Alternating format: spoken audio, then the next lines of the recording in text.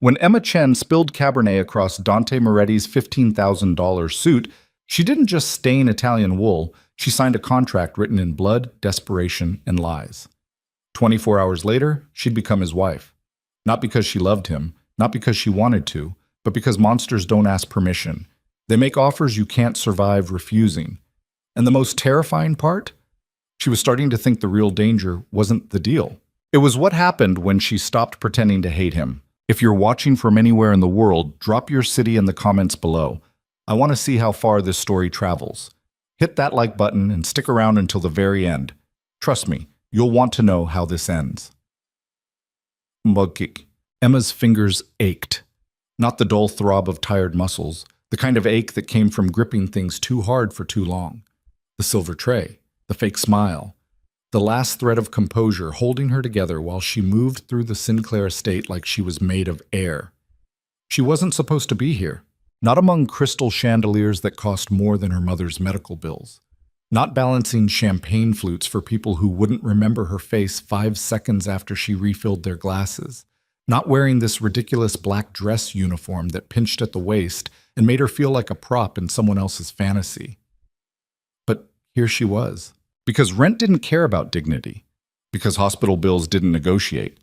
Because when you were drowning, you didn't get to choose which hand pulled you out. The ballroom sprawled ahead of her like something out of a fever dream. Marble floors polished to mirrors, walls lined with paintings that probably had insurance policies, men in tuxedos and women dripping diamonds like they'd been dipped in stars.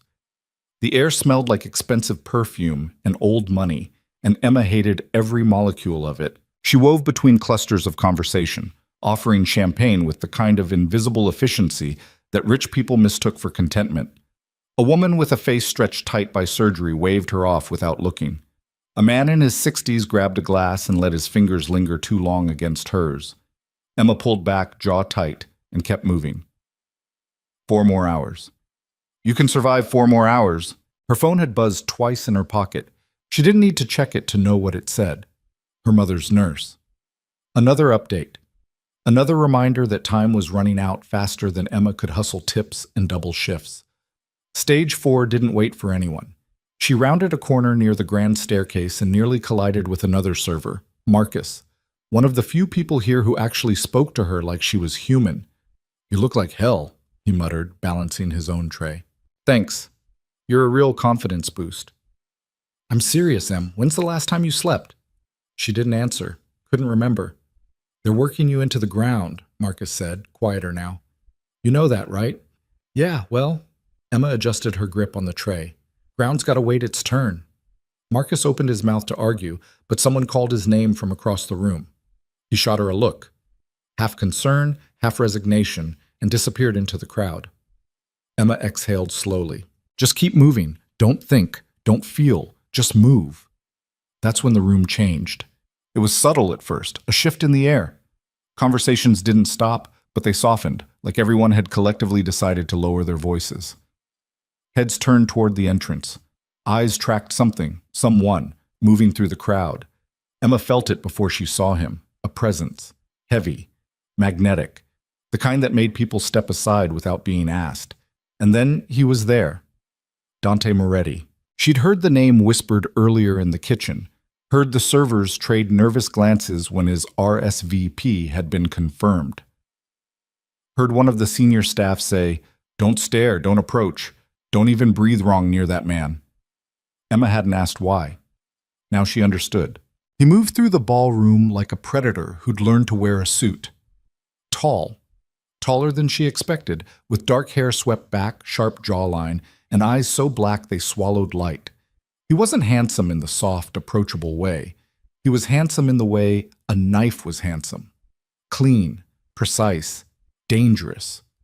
People parted for him, not because he demanded it, because instinct told them to. Emma should have looked away, should have done her job, kept her head down, disappeared back into the safety of being nobody. But she didn't. She watched him cross the room, watched the way men straightened their spines when he passed, watched women lean in with smiles that didn't reach their eyes. He didn't smile back, didn't acknowledge anyone, just moved with the kind of quiet certainty that came from never having to ask for anything twice. And then, God, she didn't even know how it happened. Her foot caught the edge of a rug. Time fractured. The tray tilted. Glasses slid. Champagne and red wine arced through the air in a slow-motion catastrophe that her brain registered but her body couldn't stop. She stumbled forward, arms flailing, and the entire tray upended directly onto the man in the pristine white suit standing 3 feet in front of her. Dante Moretti. Cabernet Sauvignon splashed across his chest like a gunshot wound, dark red against bone white. The glass shattered on the marble floor. The sound echoed. The room went silent. Not quiet. Silent. Every conversation died. Every eye turned. Emma stood frozen, tray hanging uselessly in her hands, staring at the spreading stain across the chest of the most dangerous man in the room. Her heart stopped. Dante didn't move. He looked down at his ruined suit, then up, slowly, deliberately. His eyes locked onto hers. Black, cold, unreadable. Emma's mouth opened, closed. No sound came out. She tried. I'm so... You're sorry. His voice was low, quiet, the kind of quiet that made you listen harder. Is that what you were going to say? It wasn't a question. Emma swallowed. Her hands shook. Yes. Don't be. She blinked. What? Dante stepped closer.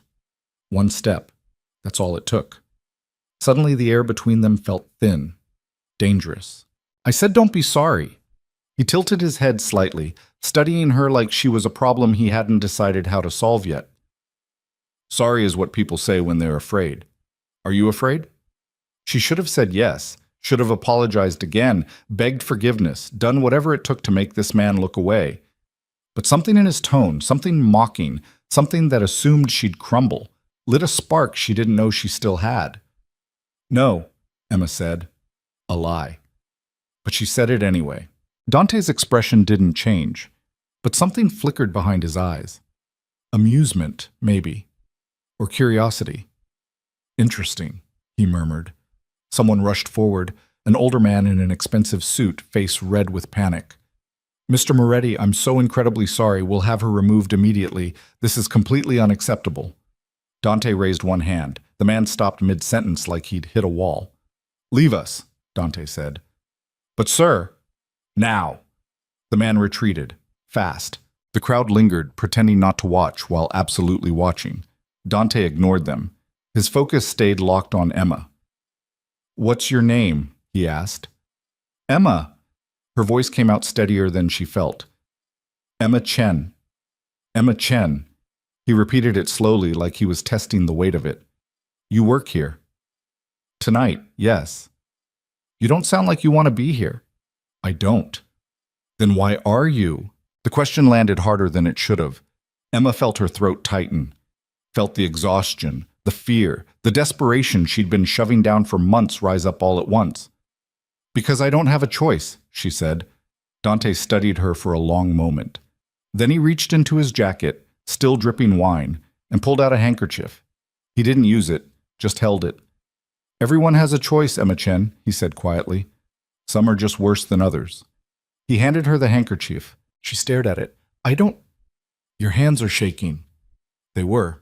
Emma took the handkerchief. It was silk, monogrammed. Probably cost more than her rent. Thank you, she whispered. Dante's mouth curved. Not quite a smile.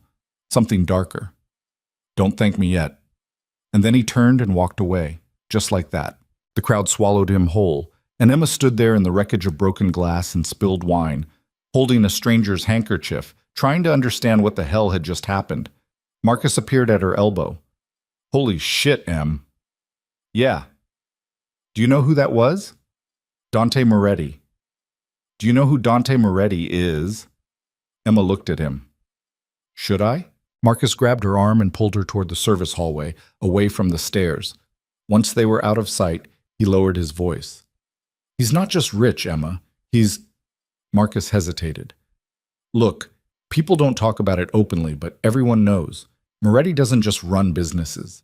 He runs everything, real estate, shipping, half the construction contracts in the city.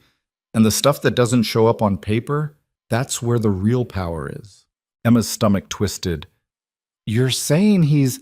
I'm saying you just dumped wine on someone you don't want noticing you. Too late for that.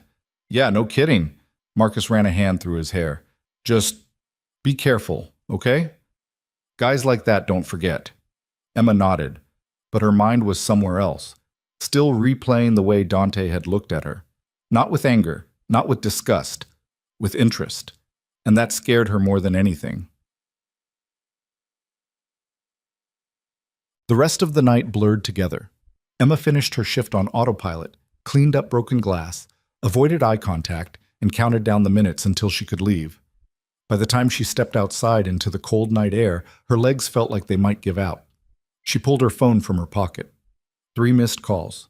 2 voicemails. All from the hospital. Emma's chest tightened. She dialed back, hands shaking. It rang twice before someone picked up. Ms. Chen? The nurse's voice was professional. Kind. That made it worse. Is she okay? Emma asked immediately. She's stable, but Dr. Patel wanted me to call you. We need to discuss next steps for treatment.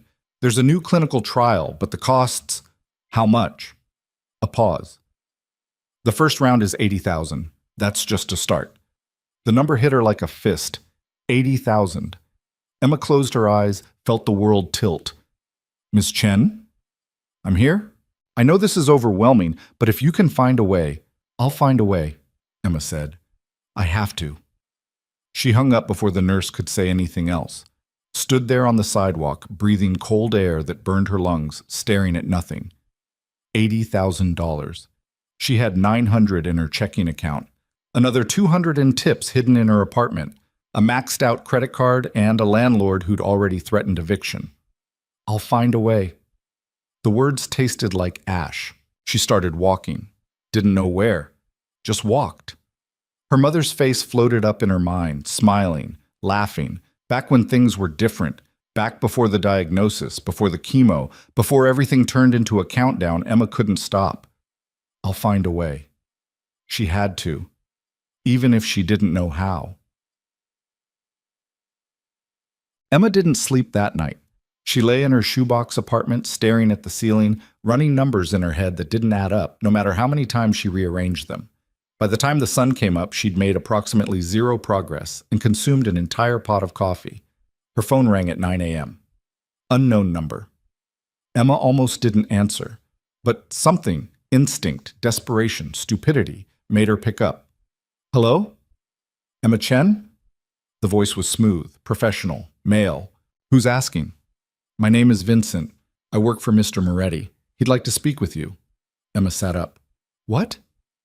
A car will arrive at your address in 30 minutes. Please be ready. Wait, how do you have my address? Mr. Moretti is a resourceful man. 30 minutes, Ms. Chen.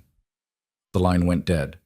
Emma stared at her phone, then at the clock, then at the door. What the hell? She should have ignored it, should have blocked the number, stayed inside, pretended last night never happened. But $80,000 was a guillotine hanging over her head, and desperation made people do stupid things. The car arrived exactly 30 minutes later. Black, sleek, expensive enough that people on the street stopped to stare. Emma climbed in before she could talk herself out of it.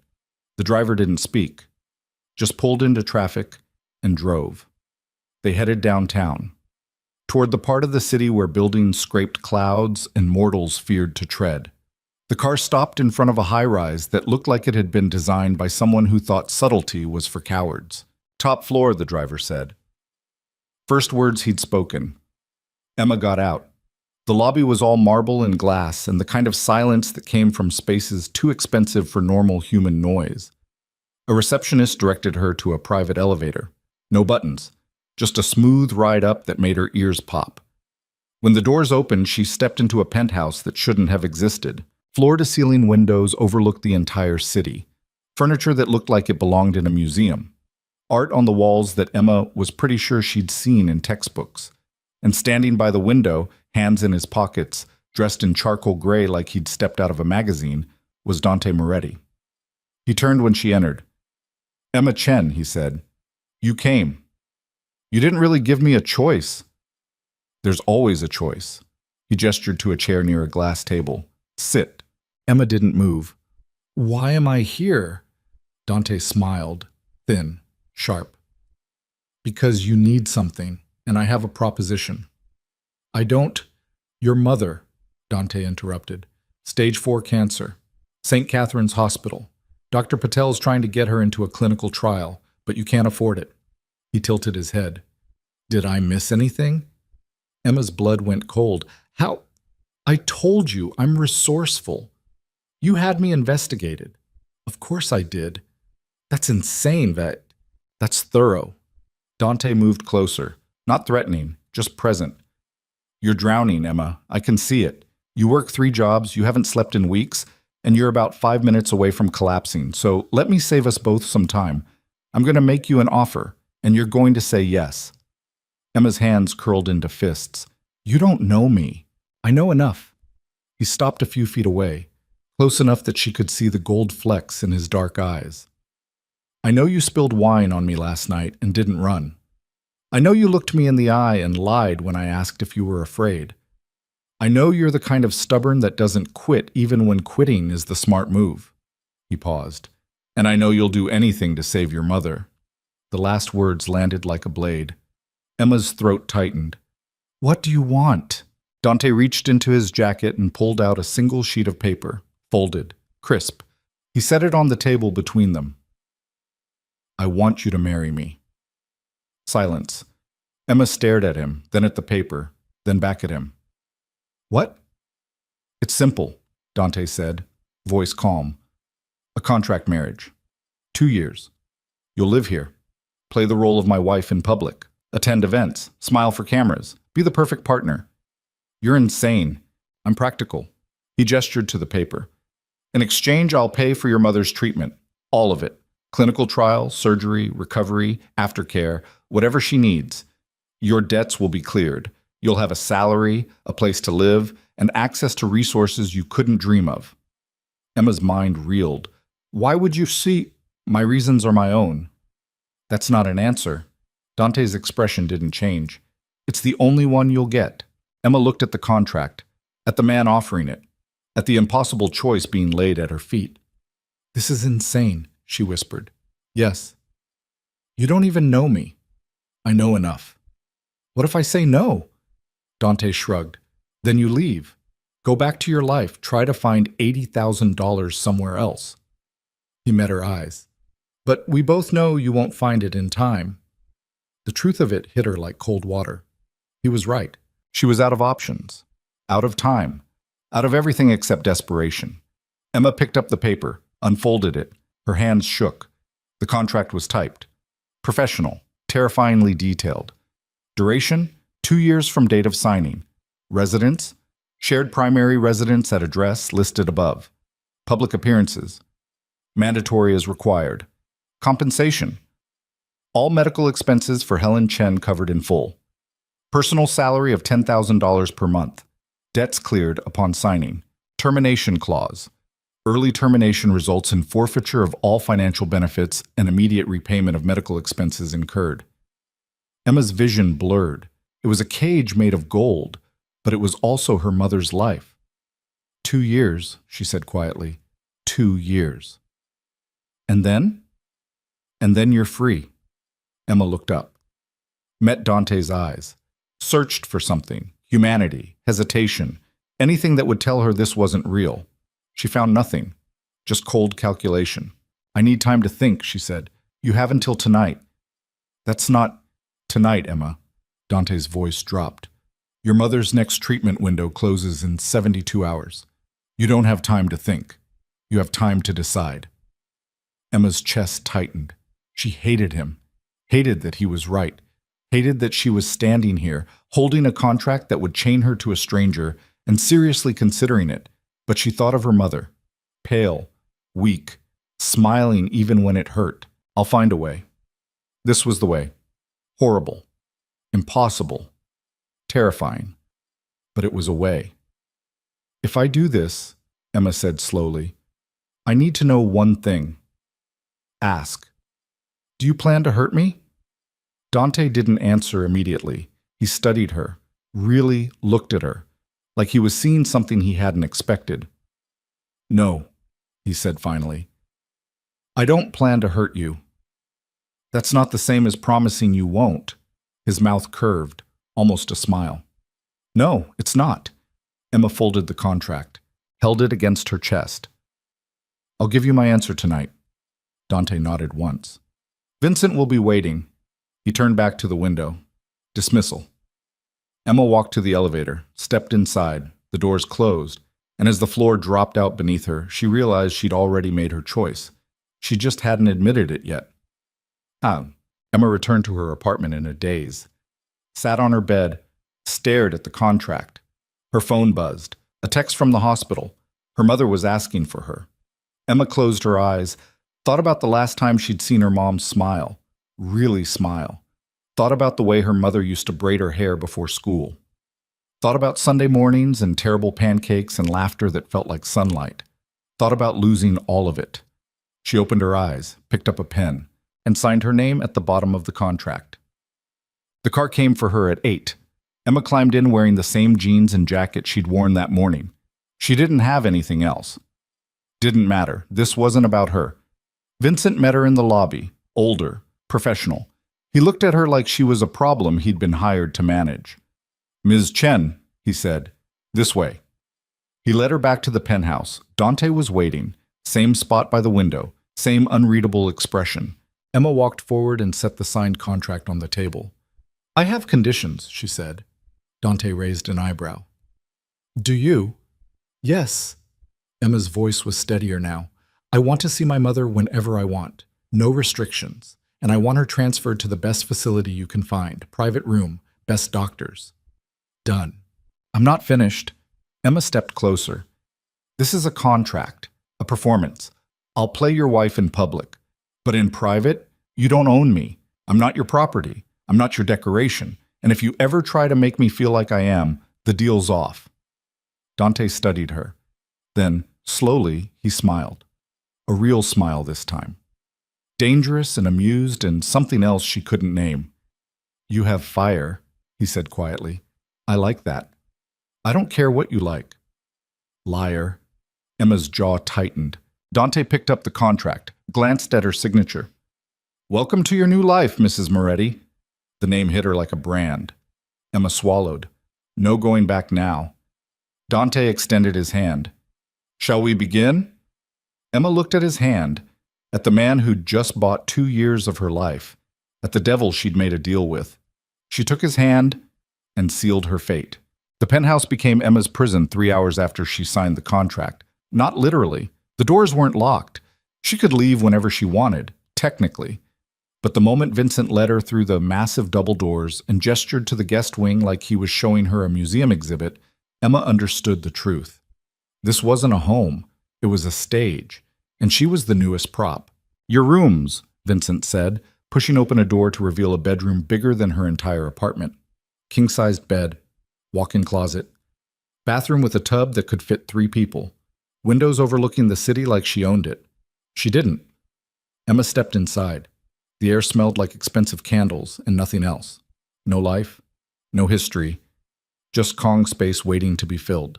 Mr. Moretti's suite is on the opposite wing, Vincent continued. You'll have privacy. Staff will arrive tomorrow to take your measurements for appropriate wardrobe. Your mother's transfer to Greenhouse Medical has already been arranged. She'll be moved first thing in the morning.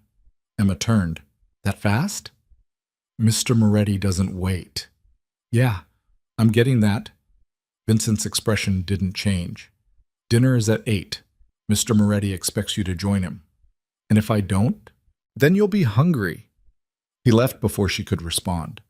Emma stood alone in the pristine bedroom, surrounded by luxury she hadn't asked for, and felt the weight of the contract settle onto her shoulders like chains made of silk. She pulled out her phone, texted her mother's nurse. Is she okay? The response came back in seconds, resting comfortably. Transfer approved for tomorrow morning. This is incredible, Emma. How did you manage this? Emma stared at the message. Long story. I'll explain when I see her. She didn't know how to explain. Didn't know how to say I sold myself to a stranger so you could live without it sounding like exactly what it was. Her phone buzzed again. Different number. Wear something appropriate for dinner.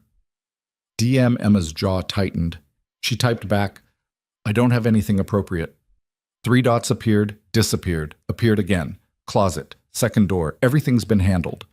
Emma walked to the closet, opened the second door, and froze. Rows of dresses, shelves of shoes, drawers of things she didn't even have names for, all in her size, all expensive enough to make her nauseous. He'd planned this, every detail, before she'd even signed. Emma grabbed the simplest dress she could find, black, sleeveless, knee-length, and threw it on the bed. She wanted to scream, wanted to tear every perfect hanger off the rod and throw them out the window. Instead, she sat down on the edge of the bed and tried to remember how to breathe. But dinner was worse than she'd imagined. The dining room could have seated 20. Long table, crystal glasses, candles that probably cost more than her car. Dante sat at the head of the table, already eating, dressed in a black shirt with the sleeves rolled up. He didn't look up when she entered. Emma took the seat across from him, far enough away that conversation required effort. A server appeared from nowhere, silent, efficient, and placed a plate in front of her. Something with greens and protein she couldn't identify. She picked up her fork. "You're late," Dante said. "You didn't give me a time." 8 o'clock. Vincent told you. Vincent told me a lot of things. Dante finally looked up. His eyes tracked over her. The dress, her hair still damp from the shower, the defiance she couldn't quite hide. "You look acceptable," he said. "That's the sweetest thing anyone's ever said to me." His mouth twitched, almost a smile. "Sarcasm won't serve you well here." "Good thing I'm not trying to serve you." "Aren't you?" The question landed sharp. Emma set down her fork. "We have a contract. I signed it. I'll hold up my end, but don't mistake that for submission." Dante leaned back in his chair, studied her like she was a puzzle he was deciding whether to solve or discard. "You're angry," he said. "I'm realistic." "You're angry," he repeated. "At me, at yourself, at the situation. You haven't decided which yet. I don't need a therapist." "No, you need to eat." He gestured to her untouched plate. "You're too thin. That'll change." Emma's hands curled into fists under the table. "Don't." "Don't what?" "Don't analyze me. Don't manage me. Don't act like you know what I need." Dante's expression didn't shift, but something flickered behind his eyes.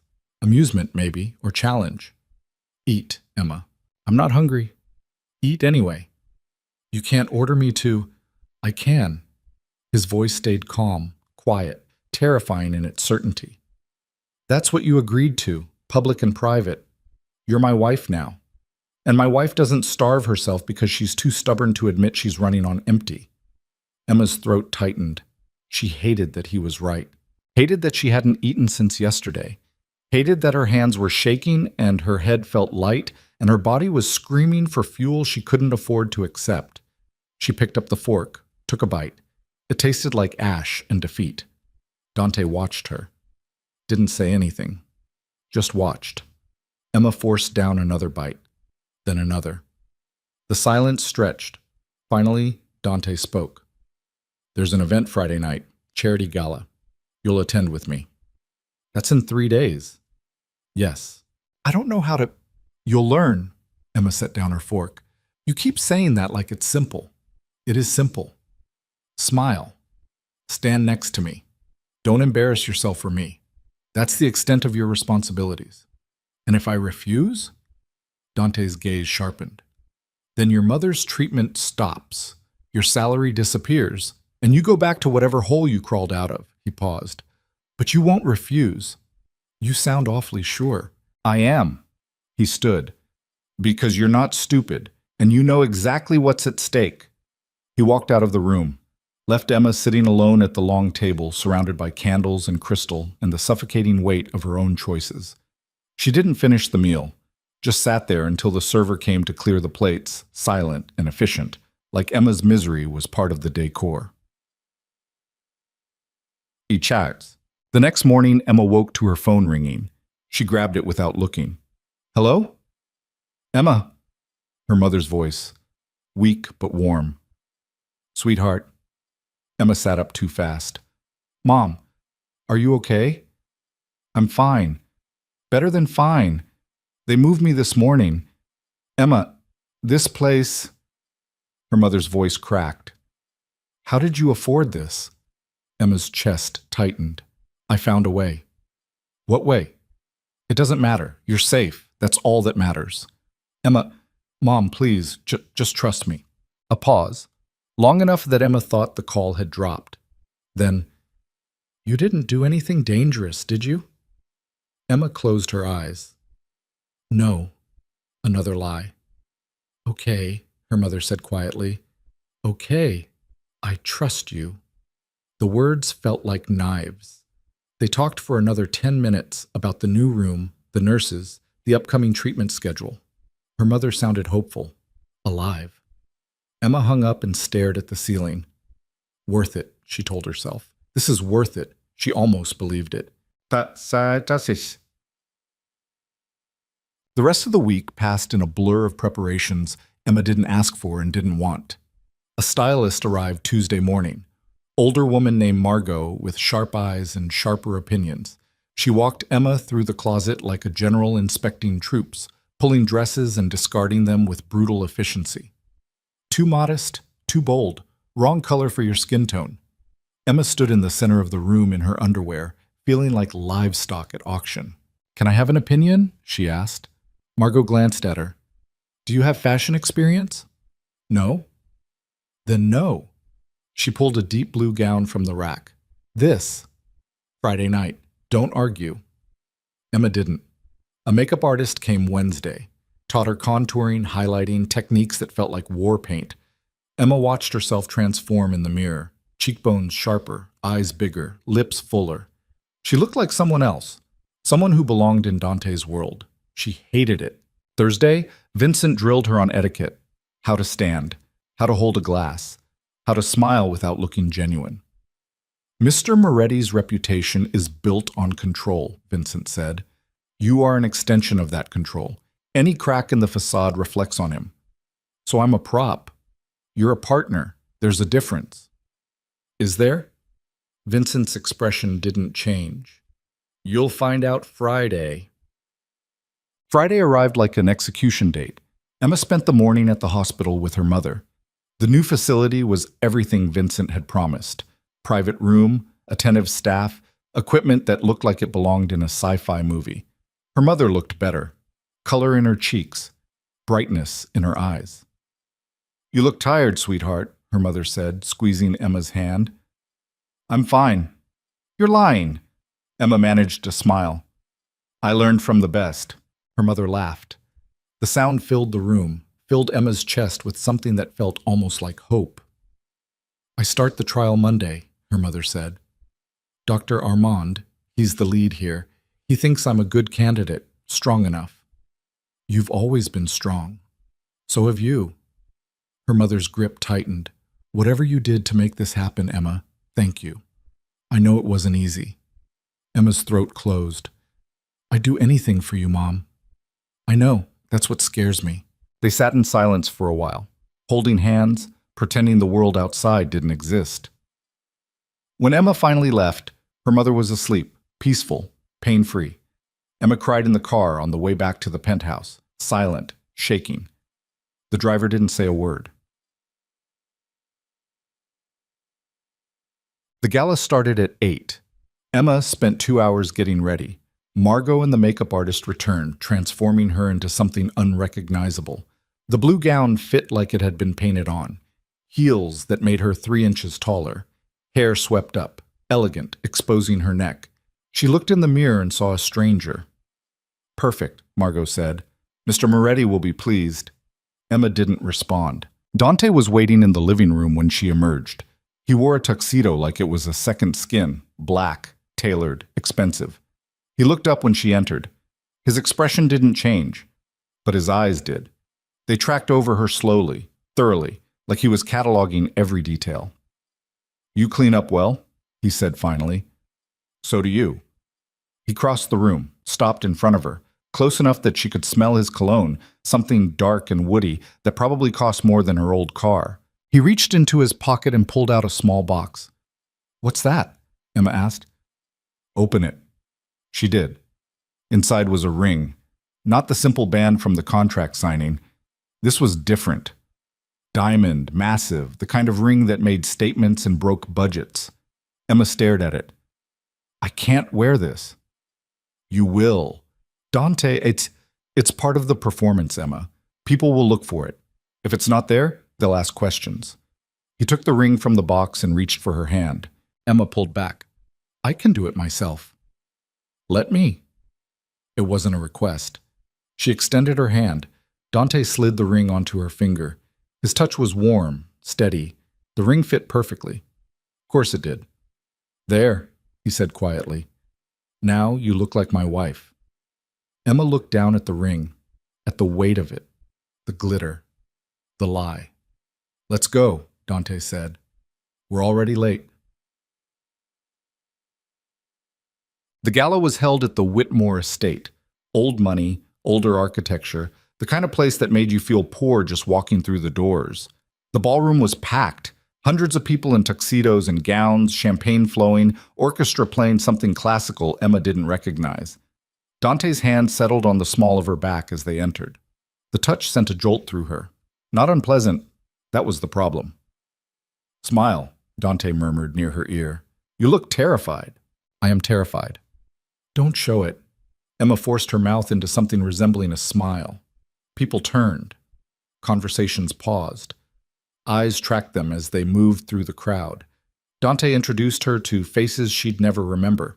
Names that blurred together, handshakes that felt like tests. My wife, Emma, he said over and over. Each time the word landed differently. Mine. Possession. Not partnership. Emma played her part. Smiled, nodded, laughed at jokes that weren't funny. Let Dante guide her through the room like she was an accessory to his power. And she hated every second of it. They were standing near the bar when a man approached. Tall, silver hair, expensive suit, smile that didn't reach his eyes. Moretti? The man said. Didn't expect to see you here. Dante's expression didn't change. Marcus. And this must be the infamous Mrs. Moretti.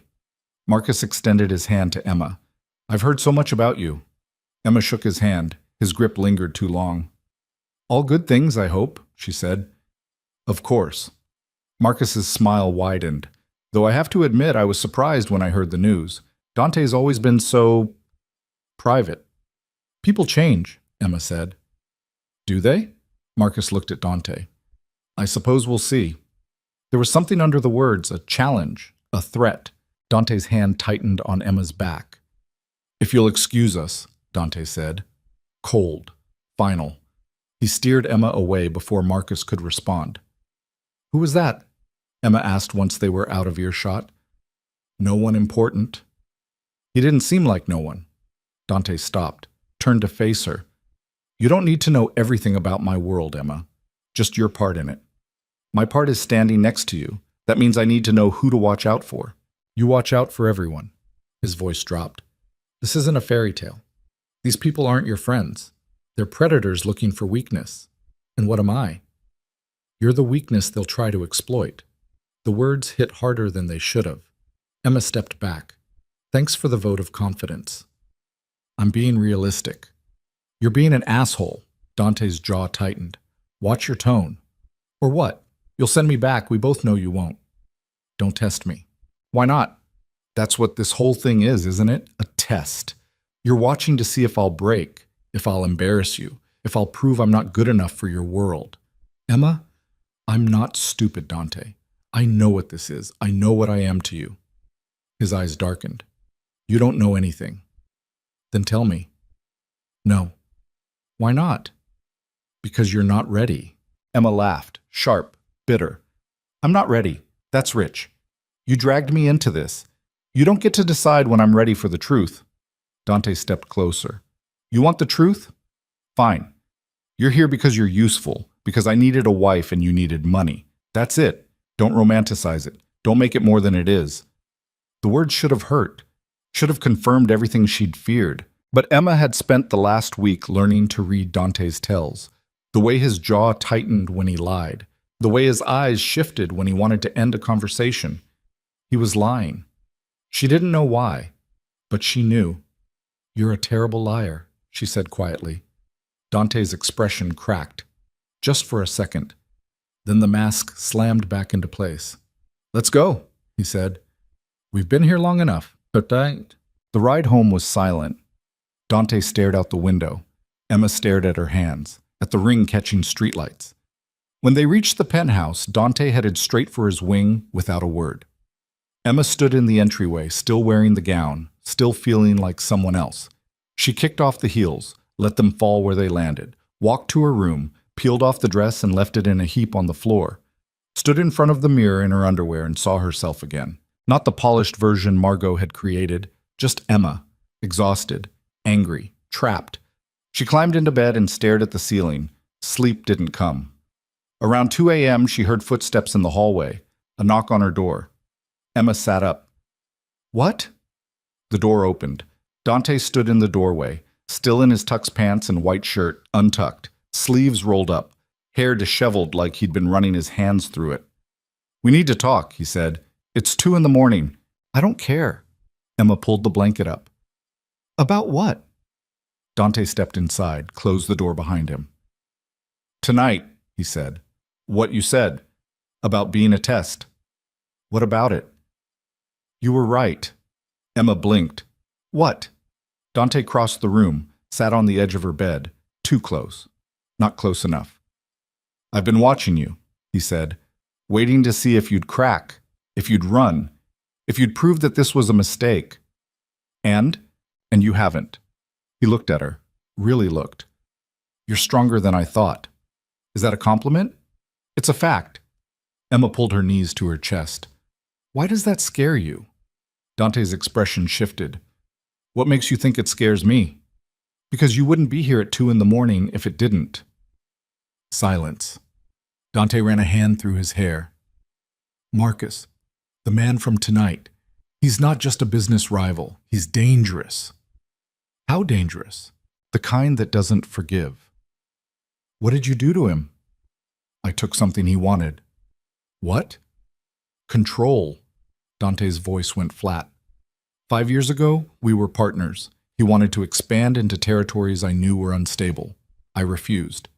He went behind my back, made deals with people who shouldn't be trusted. When it collapsed, I had to clean up the mess. Cost him millions. His reputation. And now he wants revenge. Yes. Emma's stomach twisted. "What does that have to do with me?" Dante met her eyes. "You're my weakness now. He knows it. That's why he approached us tonight. He was testing, seeing if you're real." "I am real." "Not to him. To him, you're a tool, a way to get to me." Emma's hands tightened on the blanket. "So what do we do?"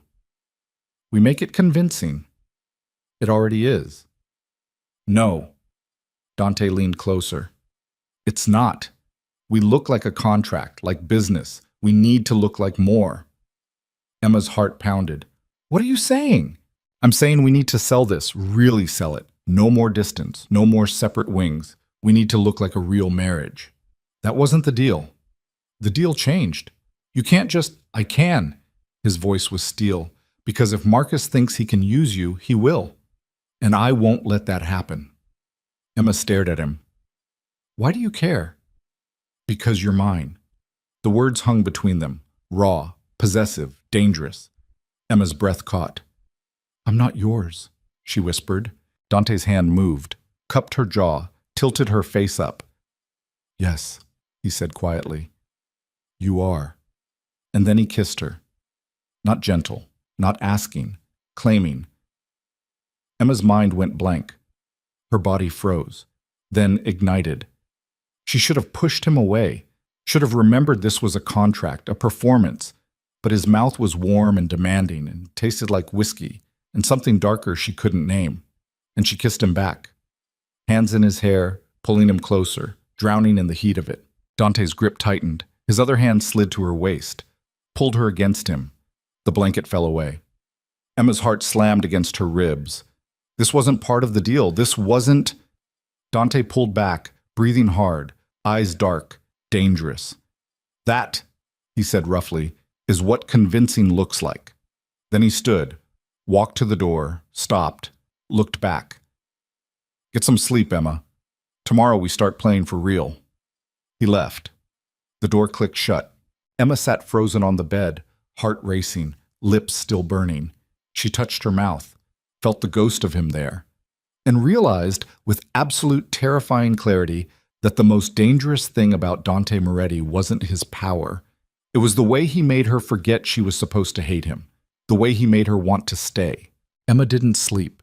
She lay in the dark, staring at the ceiling, replaying the kiss over and over until it felt less like a memory and more like a wound that wouldn't stop bleeding. That's what convincing looks like. His words, his voice, his mouth on hers. She pressed her fingers to her lips and felt the ghost of him there, heat and possession and something that tasted like danger wrapped in inevitability. This wasn't supposed to happen. The contract was clear. 2 years. Performance. Business. Nothing real. But that kiss had been real. Too real. Emma threw off the covers and paced the room. 3 steps to the window, 3 steps back. Her body felt electric, restless, like she'd touched a live wire and couldn't let go. She hated him for doing this, hated herself more for wanting it. Dawn crept through the windows like an apology the universe didn't mean. Emma showered, dressed in jeans and a sweater, her own clothes, not the carefully curated wardrobe Dante had provided, and left her room before she could talk herself out of it. The penthouse was silent. She made coffee in the kitchen, hands shaking slightly as she poured. The caffeine hit her system like a jolt of clarity she didn't want. Footsteps behind her. Emma turned. Dante stood in the doorway, wearing running clothes, dark athletic pants, fitted shirt that showed every line of muscle underneath. Sweat dampened his hair. He'd been working out. Of course he had. While she'd been spiraling, he'd been maintaining control. "You're up early," he said. "Couldn't sleep." Neither could I. Their eyes met, held. Emma looked away first, hated that she did. "About last night," she started. "Don't." "Don't what?" "Don't apologize. Don't analyze it. Don't make it bigger than it was." Emma's grip tightened on her coffee mug. "And what was it?" Dante crossed to the counter, poured his own coffee, took a drink before answering. "Necessary," he said finally. "That's all? What else do you want me to say?" "The truth." Dante set down his mug, turned to face her fully. "The truth is, Marcus will be watching us now. Every move, every interaction, looking for cracks, and if he finds them, he'll exploit them. So yes, Emma, it was necessary, and it'll happen again. You can't just kiss me whenever you feel like it. I can if it sells the illusion. I'm not a prop." "No." His voice dropped. "You're my wife. Start acting like it." The words landed like a slap. Emma slammed her mug down on the counter. Coffee sloshed over the rim. "You don't get to do this. You don't get to blur the lines and then act like I'm the one who doesn't understand the game." "There is no game, Emma. There's survival. And if you can't keep up, don't." Her voice shook. "Don't you dare finish that sentence." Dante's jaw tightened. "Then stop fighting me. I'll stop fighting you when you stop treating me like I'm something you bought. I did buy you." The truth of it hung between them like smoke. Emma felt something crack inside her chest. "Yeah, you did. Thanks for the reminder." She walked out before he could respond, before the tears burning behind her eyes could fall. Fuck. Emma spent the morning at the hospital. Her mother looked better, color in her cheeks, brightness in her eyes that hadn't been there in months. The clinical trial was working. Dr. Armand had said as much during rounds. Remarkable progress. If this continues, we're looking at a very positive outcome. Emma should have felt relief. Should have felt vindicated that selling herself to Dante had been worth it. But all she felt was hollow. "You seem distracted, sweetheart," her mother said, squeezing Emma's hand. "Just tired." "You're always tired." Her mother's gaze sharpened. "What's really going on?" Emma forced a smile. "Nothing, I promise. You've never been a good liar. I learned from the best." Her mother didn't laugh this time, just studied Emma with the kind of maternal X-ray vision that saw through every defense. "This man you're with," she said quietly, "the one who's paying for all this, he's good to you?" Emma's throat tightened. "He's complicated." "That's not an answer. It's the only one I have." Her mother's hand tightened. "Emma, If you're in trouble, I'm not. If you need help, Mom, please. Emma pulled her hand back, gently. I'm okay, really. You just focus on getting better. Her mother didn't look convinced, but she let it go. They talked about other things, the food, the nurses, the view from the window, normal things that felt like lifelines in a sea of chaos. When Emma finally left, her mother was asleep again. Peaceful. Safe. Worth it, Emma told herself for the 100th time. She almost believed it. Cook. Emma returned to the penthouse around 3. The place was still empty. Dante hadn't returned from wherever he'd gone after their fight. Good. She needed space to think, to breathe, to figure out what the hell she was doing. She was halfway to her room when her phone rang. Unknown number. Emma almost didn't answer, but something made her pick up. Hello? Emma Chen? A woman's voice, professional, cold. Who's asking? My name is Victoria Lang. I'm a journalist with the Metropolitan Daily. I was hoping to ask you a few questions about your marriage to Dante Moretti. Emma's blood went cold.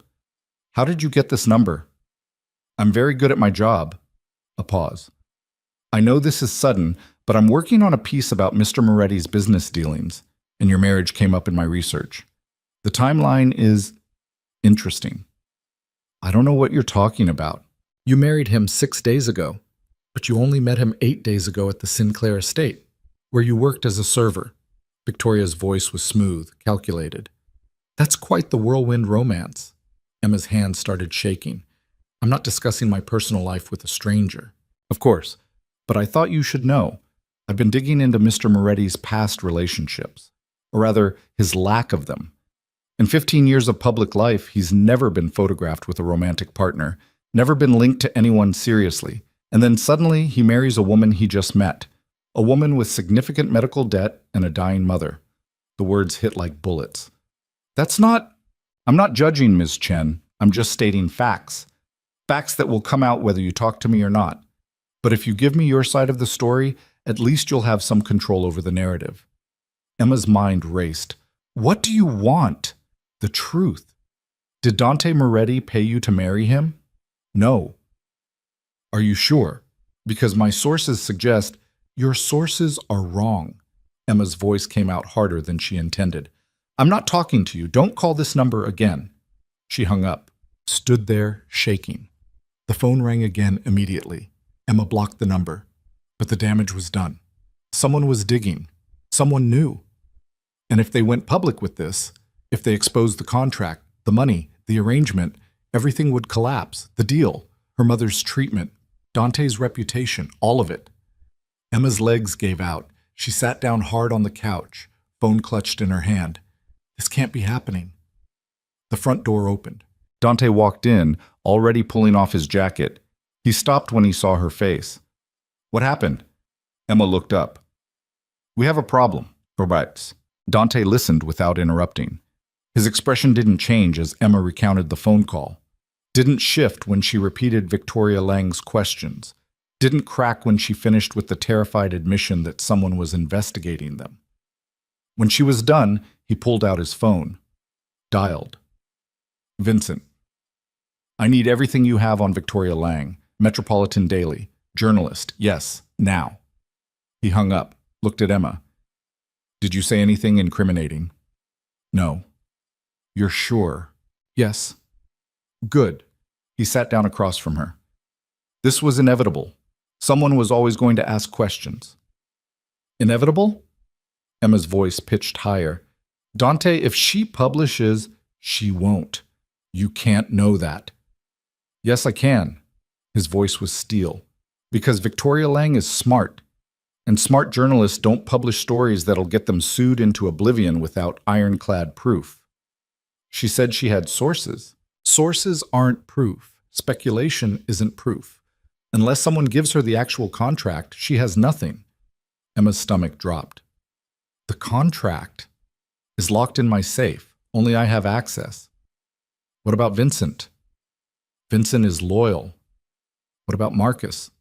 Dante's expression darkened. Marcus doesn't know about the contract.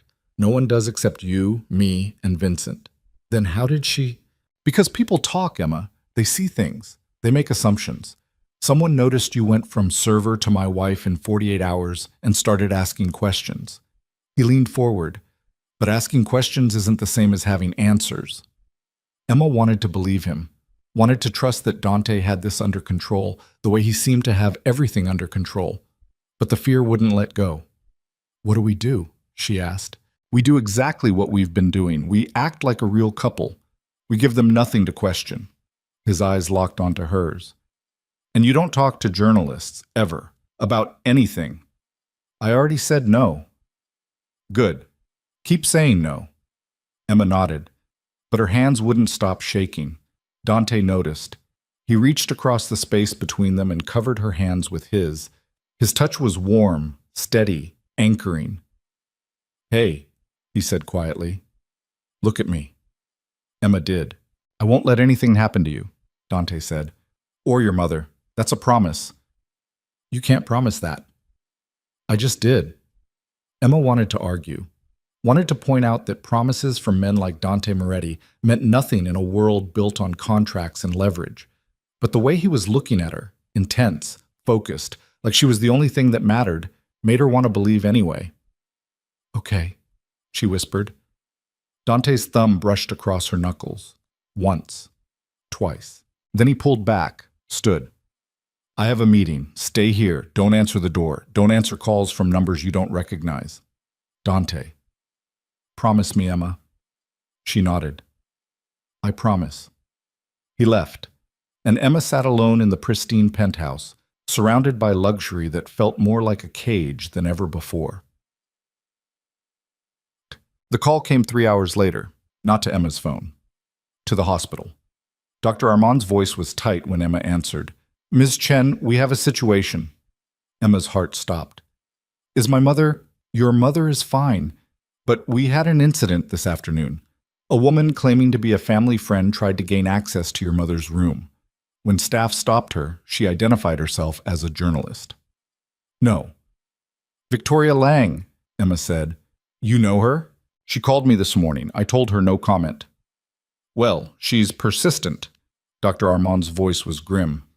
"Security escorted her out, but she was asking questions about your mother's treatment, how it's being paid for, whether there were any unusual circumstances."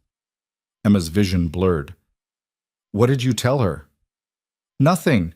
Patient privacy laws prevent us from discussing anything without written consent. But Ms. Chen," he paused, "she's not going to stop. And if she finds another way in—" "She won't!" Emma's voice came out harder than she intended. "I'll handle it." She hung up. Dialed Dante. He answered on the first ring. "Emma?" "She went to the hospital, Victoria Lang. She tried to get to my mother." Silence. Then, "Where are you?" "The penthouse." "Stay there. I'm coming back." "Dante." "Stay. There." The line went dead. Emma paced the living room like a caged animal. Her mind spun through worst-case scenarios. Victoria Lang publishing a story. The contract being exposed. Her mother finding out the truth.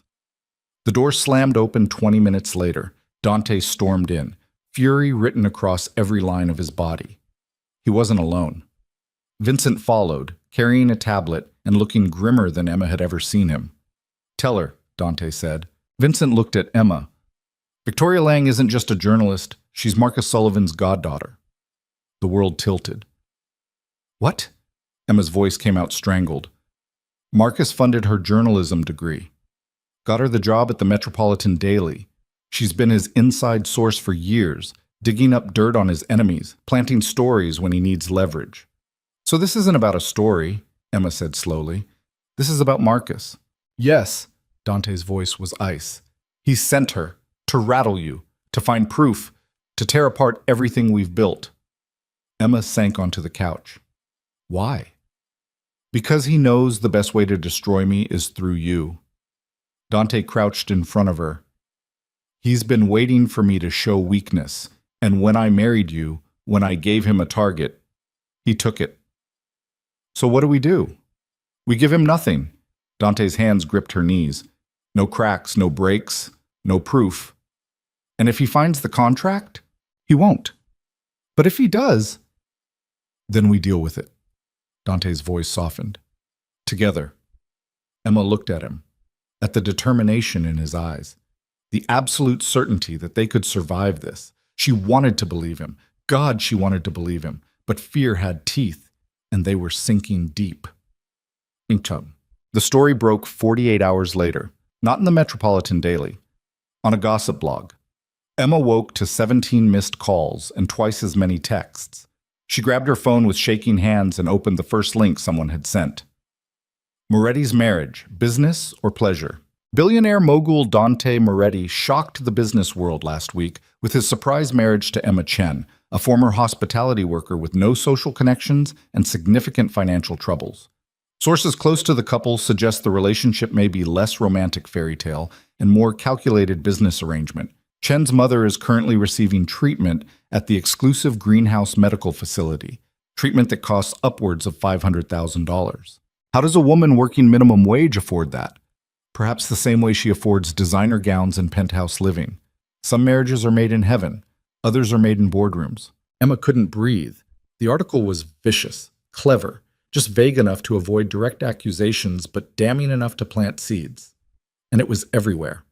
Her phone kept buzzing, texts from people she hadn't spoken to in years, friends from her old life, coworkers from the catering company. Is this true? Did you really marry him for money? Emma, what the hell is going on? She scrolled through them all, numb, until she reached one that made her blood run cold. From her mother's nurse. Your mother saw the article. She's asking for you. Emma was out the door before she could think.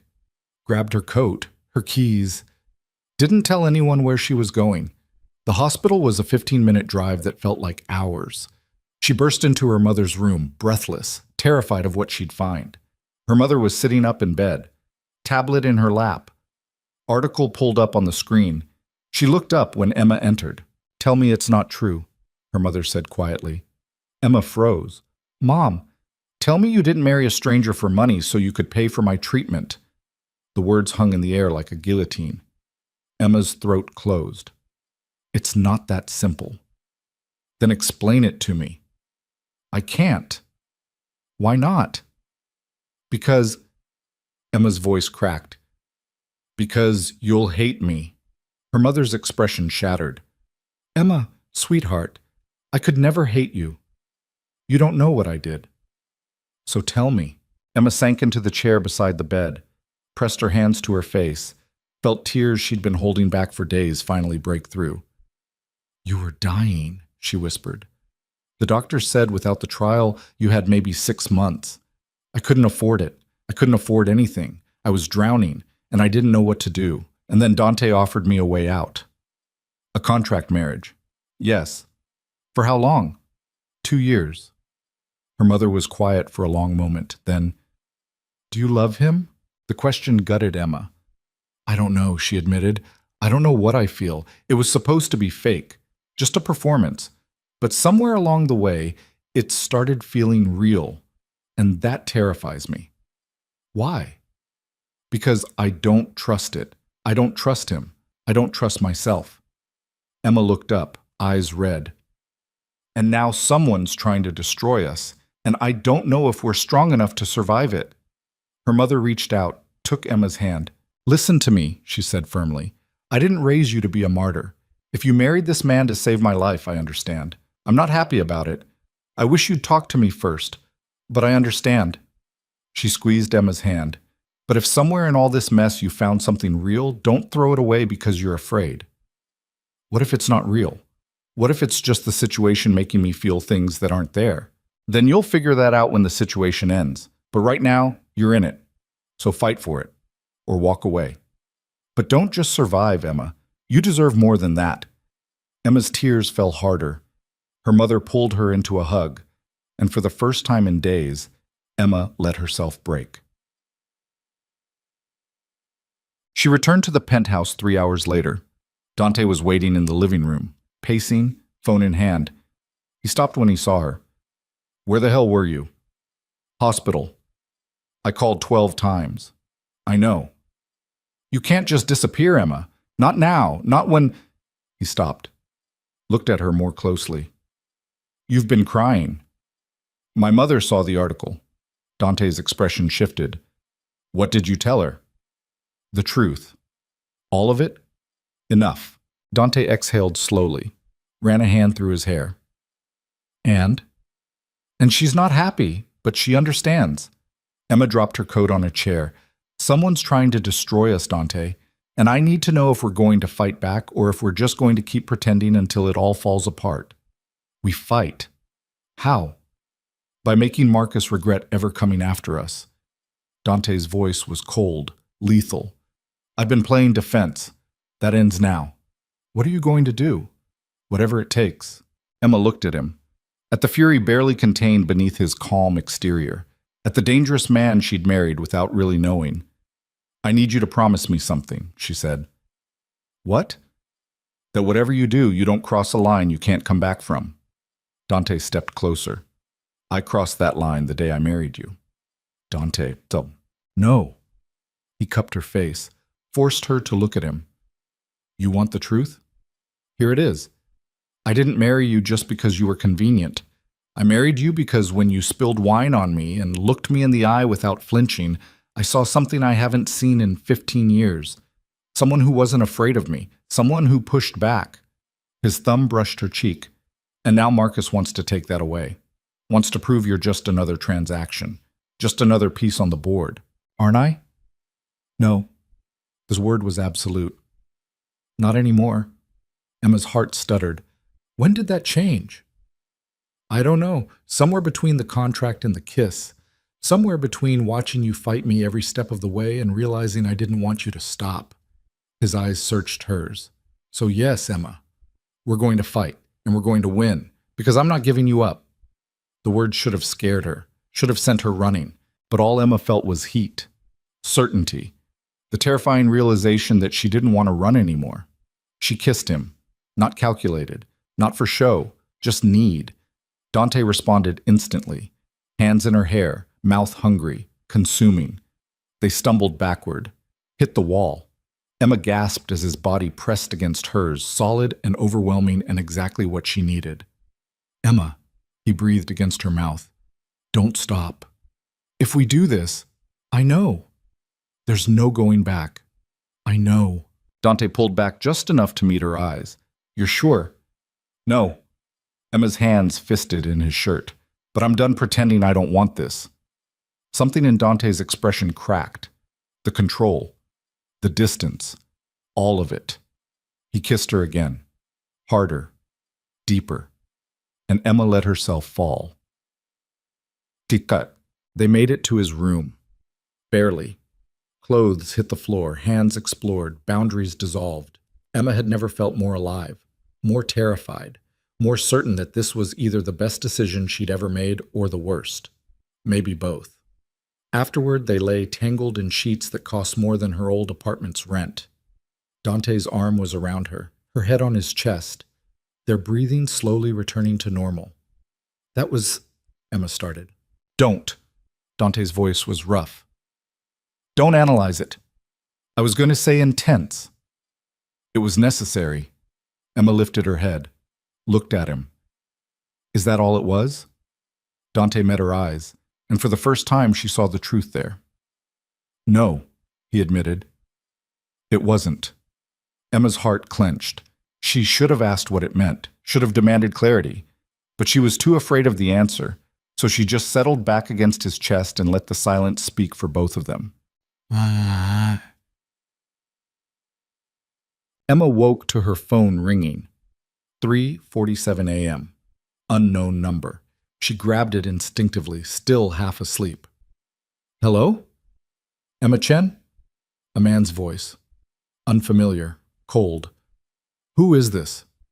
Someone who knows what you and Dante are hiding, and if you want it to stay hidden, you'll meet me. Tomorrow. 10 a.m., corner of 5th and Lexington. Come alone. I don't... Come alone, Miss Chen, or everyone finds out exactly what kind of marriage you're really in. The line went dead. Emma sat up, heart pounding. Beside her, Dante stirred. What's wrong? Emma looked at him, at the man she'd just slept with, the man who'd promised to protect her, the man whose world was about to implode. We have a problem, she whispered. And somewhere in the dark city below, someone was holding a match to everything they'd built, waiting to watch it burn. Dante was already out of bed before Emma finished explaining. He grabbed his phone from the nightstand, fingers moving fast across the screen. His jaw was tight, shoulders tense, every muscle coiled like he was preparing for war. "What are you doing?" Emma asked, pulling the sheet around herself. "Calling Vincent." "Dante, it's 4 in the morning. Sane." "I don't care." He pressed the phone to his ear, waited. "Vincent, I need a trace on a number, now." He rattled off the digits from Emma's call log. "I want to know who it is, where they called from, and everything you can find on them within the hour." He hung up without waiting for confirmation. Turned to Emma. "You're not going." He said, "Come alone." "I don't give a damn what he said. You're not meeting some unknown threat in a public location without backup. If I don't show up, he'll release whatever he has. And if you do show up, you could end up dead." Dante's voice was steel. "This is Marcus. It has to be. He's escalating." "You don't know that." "Yes, I do. Because this is exactly what I would do if I wanted to apply maximum pressure." He crossed the room, grabbed clothes from his closet, started dressing with sharp, efficient movements. "Marcus doesn't make idle threats. If someone called you at 4 in the morning, it's because he wants you scared, wants you desperate enough to make a mistake." Emma's hands tightened on the sheet. "So what do we do?" "We set a trap of our own." By 6 a.m., the penthouse had transformed into a war room. Vincent arrived with 2 other men Emma had never seen before, both tall, broad-shouldered, wearing suits that couldn't quite hide the weapons underneath. They spoke in low voices with Dante, spreading documents across the dining table. Emma sat on the couch, dressed now, watching the controlled chaos unfold. Vincent approached her, tablet in hand. "The number was a burner phone," he said. "Purchased yesterday at a convenience store in Brooklyn. Cash transaction. No cameras." "So we have nothing," Emma said. "We have the location, 5th and Lexington. That intersection is 2 blocks from Sullivan Holdings, Marcus's corporate headquarters." Emma's stomach twisted. "He's not even trying to hide it. He doesn't need to. He thinks he's already won." Dante joined them, coffee in hand. He looked like he hadn't slept, which he hadn't, but his eyes were sharp, focused, dangerous. "We're going to the meeting," he said. Emma stood. "I thought you said..." "You're going, but you won't be alone. We'll have eyes on you from 3 different positions, cameras, audio. The second something goes wrong, we extract you. And if nothing goes wrong, if he actually has proof of the contract, then we negotiate." Dante's voice was flat. "But we do it from a position of strength, not fear." Emma wanted to argue, wanted to tell him this was insane, that walking into Marcus's trap was exactly what he wanted them to do. But the alternative was waiting, hiding, letting Marcus control the narrative. And Emma was done being controlled. "Okay," she said. "What do I need to do?" At 9:30, Emma stood on the corner of 5th and Lexington, wearing jeans, a sweater, and a wire so small she could barely feel it against her skin. The city moved around her, morning rush, coffee-clutching professionals, delivery trucks rumbling past. Normal. Ordinary. Nothing felt normal. Emma's heart hammered against her ribs. Her palms were sweating despite the cold air. She kept her hands in her pockets, fingers curled into fists. In her ear, Dante's voice came through crystal clear. "I've got eyes on you. Vincent's across the street. Marco's in the coffee shop to your left. You're covered." "Where are you?" Emma asked quietly. "Close enough." Not an answer.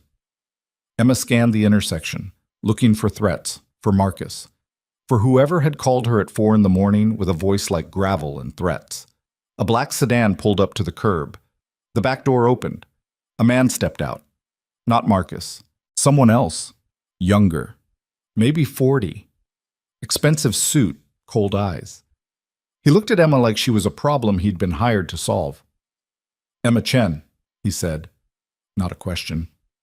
"Who are you?" "Someone who wants to help you." "I don't need help." "Yes, you do. Get in the car." "Not a chance." The man smiled, thin, sharp. "You misunderstand. That wasn't a request."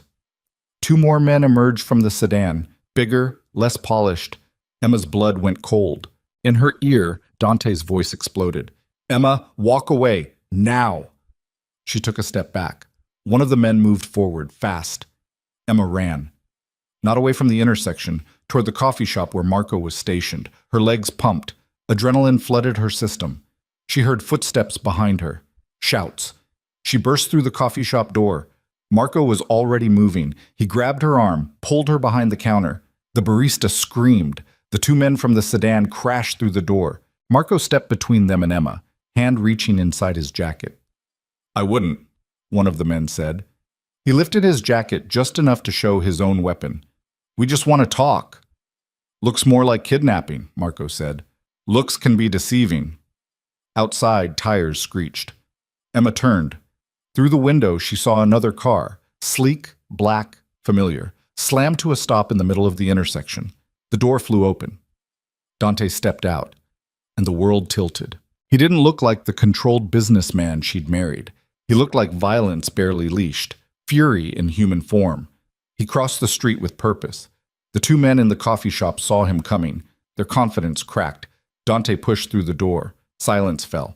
He looked at Emma first. "You hurt?" "No." "Good." He turned to the men. "Who sent you?" Neither answered. Dante moved faster than Emma thought possible. He grabbed the closest man by the throat, slammed him against the wall hard enough to crack plaster. "I asked you a question." The man choked, clawed at Dante's hand. "Dante," Emma started. "Stay back." His voice was ice. The second man reached for his weapon.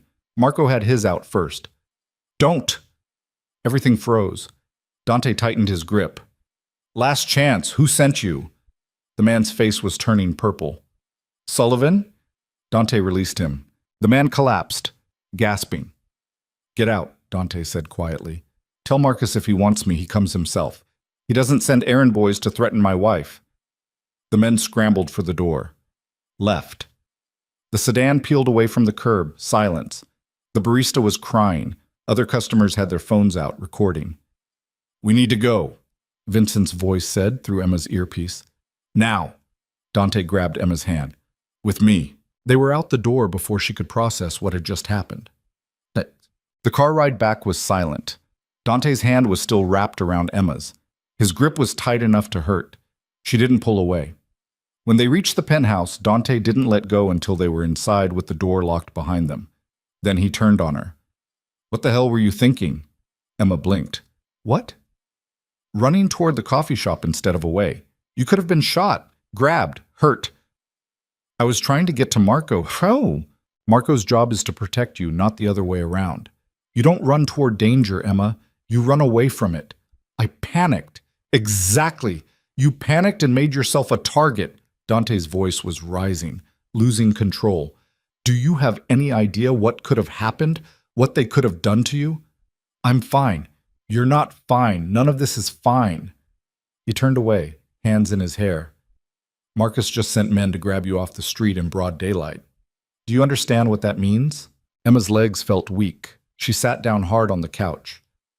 "He's not playing games anymore." "No, he's declaring war."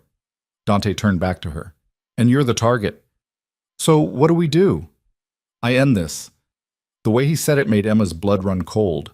"What does that mean?" "It means I'm done reacting, done defending. Marcus wants a fight? I'll give him one." "Dante, no." He crouched in front of her, gripped her knees. "Listen to me. Marcus crossed a line today. He put his hands on you. That's not something I forgive. That's not something I let go." Emma saw it in his eyes, the shift, the decision already made. "What are you going to do?" she whispered. Dante's jaw tightened. "Whatever it takes to keep you safe." See, the plan came together in 3 hours. Vincent brought files, documents, evidence of every illegal deal Marcus had made in the last decade. Shell companies, money laundering, bribes, all of it meticulously documented. "Where did you get this?" Emma asked, staring at the mountain of paper spread across the table. "I've been collecting it for years," Dante said. "Insurance. Marcus and I were partners once. I knew eventually he'd turn on me, so I made sure I had leverage." "And you're going to release it?" "I'm going to give him a choice. He backs off, or I burn his empire to the ground." Emma looked at the documents, at the evidence of crimes that could put Marcus away for decades. This is mutually assured destruction, she said. Yes. If you release this, it'll come back on you too. You were partners. You're implicated in some of these deals. I know. Dante. Emma. He turned to face her fully. I told you I'd do whatever it takes. I meant it. If destroying Marcus means taking myself down too, that's a price I'm willing to pay. But I'm not. Emma's voice cracked. I didn't marry you so you could sacrifice yourself. You married me for money. The words landed like a slap. Emma recoiled. That's not fair. It's the truth. It was the truth. Past tense. Emma stood, trembling. You don't get to do this. You don't get to act like what we have doesn't matter just so you can justify some suicide mission. What we have is a contract. Bullshit. Emma's hands fisted. We slept together last night. We crossed every line in that contract. And now you want to pretend it meant nothing? Dante's expression was stone. It meant I was weak. No, it meant you're human. Emma stepped closer. And humans don't blow up their entire lives because they're too proud to find another way. There is no other way. Then we find one. How, Emma? Marcus sent men to kidnap you in broad daylight. He's not going to stop. He's not going to negotiate.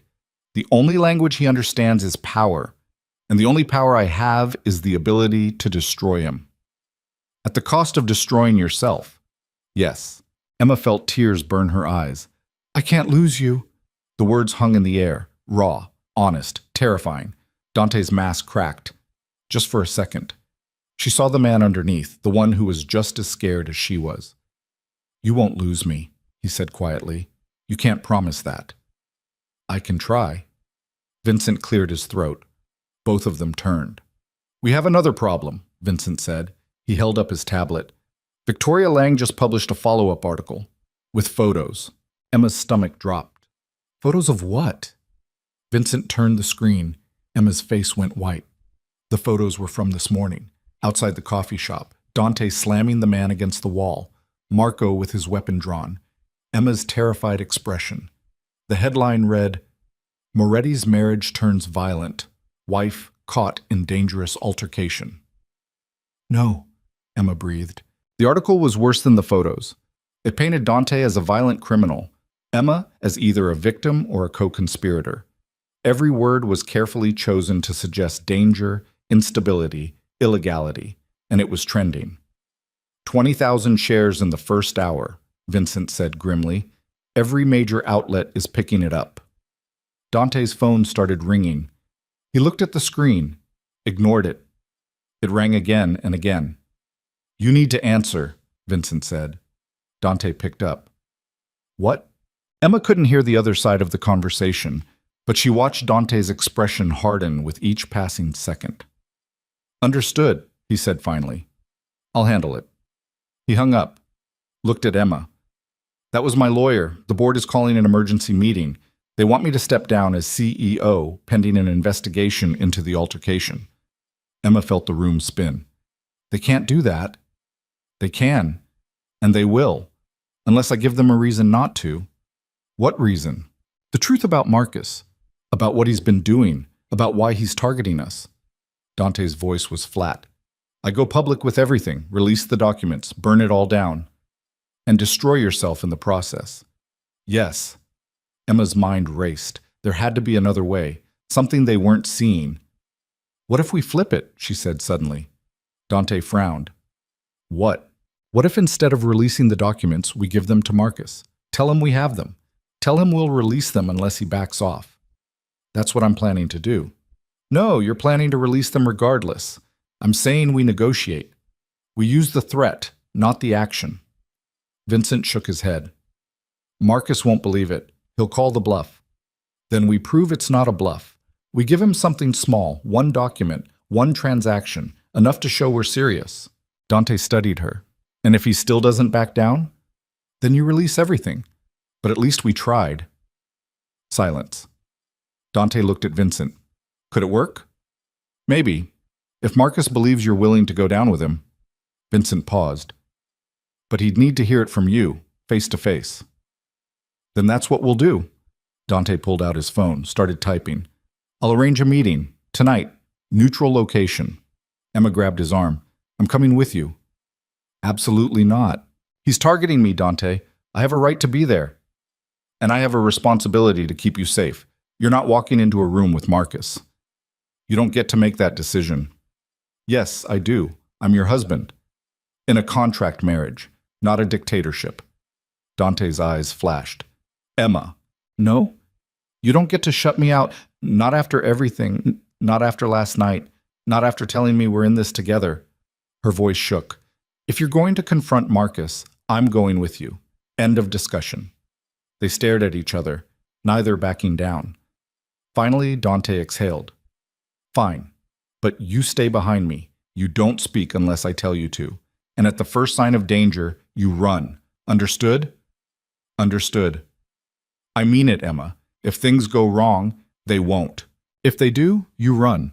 You get to safety. You don't try to be a hero. Emma nodded, even though every instinct told her she was lying, because if things went wrong, she wasn't leaving Dante, not for anything. Sulk. The meeting was set for 8 p.m. Neutral location turned out to be a private room in a restaurant Marcus partially owned. Not ideal, but Dante agreed anyway. Vincent protested, called it a setup, insisted they bring backup. Dante refused. If we show up with an army, it sends the wrong message. We need to look confident, in control, like we're negotiating from strength, not fear. And if Marcus has his own army waiting, Vincent asked, then we deal with it. Emma spent the afternoon trying not to think about all the ways this could go wrong. She showered, changed into a simple black dress, armor disguised as elegance, pulled her hair back, put on makeup that hid how terrified she was. When she emerged from her room, Dante was waiting. He'd changed too. Black suit, no tie. He looked dangerous and devastating and completely in control. You ready? He asked. No. Good. Neither am I. They rode to the restaurant in silence. Emma's hand found Dante's in the dark car. He laced his fingers through hers, held on like she was the only thing keeping him grounded.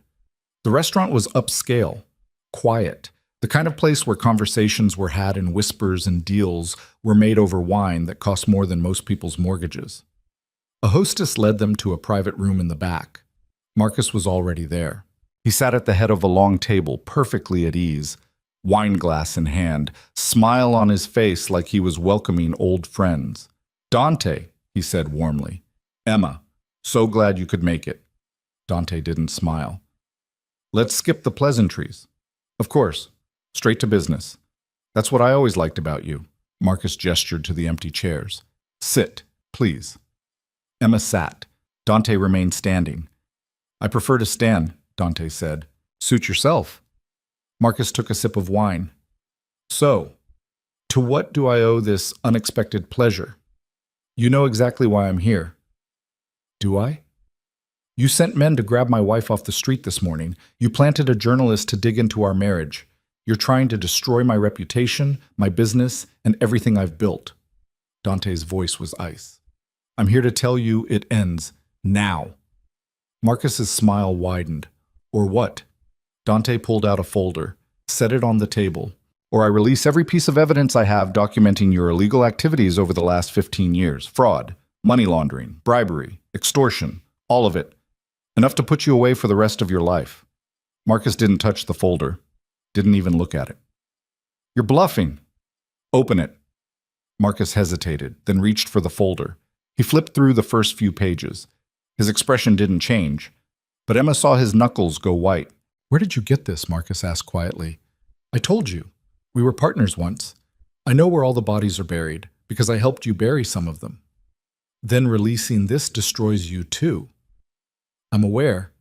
You'd really burn your own empire just to take me down? Yes. Marcus closed the folder, pushed it back across the table. I don't believe you. Then test me. The room went silent. Emma could hear her own heartbeat, could feel the tension coiling tighter and tighter. Marcus leaned back in his chair, studied Dante like he was seeing him for the first time. You know what your problem is, Dante? You care too much. That pretty little wife of yours, she's made you soft, made you vulnerable. He looked at Emma. Tell me, Mrs. Moretti, was it worth it? Selling yourself for medical bills? Emma's jaw tightened. You don't know anything about me. I know you're a liability.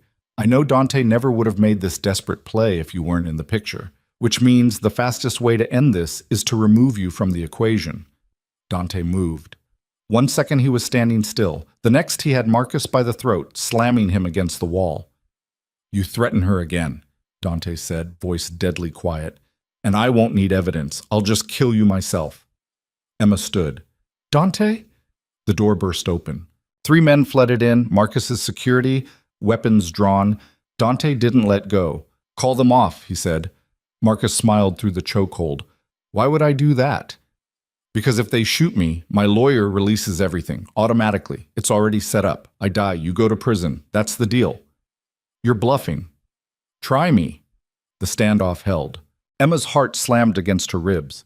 She looked at the guns, at Dante's hand still wrapped around Marcus's throat, at the absolute certainty that this was about to explode into violence. Please, she said, to Marcus, to the guards, to anyone who would listen. Please just stop, all of you. Stay out of this, Emma, Dante said. No. She stepped forward, hands raised. This is insane. You're both willing to destroy everything over pride, over control. But what's the point? What do either of you actually win? Emma, Dante started. He's right about one thing, Emma said, looking at Marcus. I am Dante's weakness. But you know what? He's mine too. Which means I have just as much to lose as he does. So here's what's going to happen. Dante's going to let you go. You're going to call off your dogs. And we're going to negotiate like adults instead of children throwing tantrums. You think you can negotiate with me? Marcus rasped. I think I'm the only one in this room who isn't too stubborn to try. Silence. Then slowly, Marcus raised his hand, gestured to his men. They lowered their weapons. Dante released him. Marcus coughed, straightened his jacket. You've got nerve. I'll give you that. I've got common sense, Emma said, which apparently is in short supply around here. Marcus laughed. Actually laughed. I like her, Dante. She's got more spine than half the men who work for me. What's your point? Dante asked. My point is, maybe we can make a deal after all. Marcus sat back down, gestured to the chairs. Sit. Both of you. Let's talk like civilized people. Dante looked at Emma. She nodded. They sat. Marcus poured 3 glasses of wine, slid 2 across the table. Here's what I want, he said. You leave the Riverside development alone. It's mine. Has been for 2 years. You've been sniffing around it, trying to muscle in. That ends. That project is worth $200 million, Dante said. And it's mine. It's a disaster waiting to happen. The permits are forged. The inspections are fake. When that building collapses, people will die. That's not my problem. It will be when the families sue and the media tears you apart. Marcus's expression hardened. Then I'll deal with it. By covering it up? Bribing officials? Burying evidence? Dante leaned forward. That's exactly the kind of thing in those documents, Marcus. The reason I kept them. Because I knew you'd never stop, never learn, never care who got hurt as long as you got paid. And you're so different? Yes. Dante's voice was absolute. Because I walked away. 5 years ago, I could have stayed. Could have kept playing your games. But I chose not to. I chose to build something legitimate. Something that didn't require blood money. How noble. It's called having a conscience. Conscience doesn't pay the bills, Dante. No, but it lets me sleep at night. Marcus took a long drink of wine. So what do you want, really? Because we both know you didn't come here just to threaten me. I want you to leave Emma alone. Leave my business alone. Walk away. And in exchange, I'll stay out of Riverside. I'll let you build your death trap. And when it collapses, and it will, I won't say I told you so. That's it? That's it, Marcus considered. And the documents? Stay locked away, as long as you honor the deal. And if I don't? Then I release everything, and we both go down in flames. Marcus smiled. Mutually assured destruction. I taught you well. You taught me a lot of things, including when to walk away. They stared at each other across the table. Finally, Marcus extended his hand. Deal. Dante hesitated, then shook. Emma exhaled. She hadn't realized she'd been holding her breath. "One more thing," Marcus said. He looked at Emma. "I owe you an apology, Mrs. Moretti. My methods were aggressive, unnecessarily so.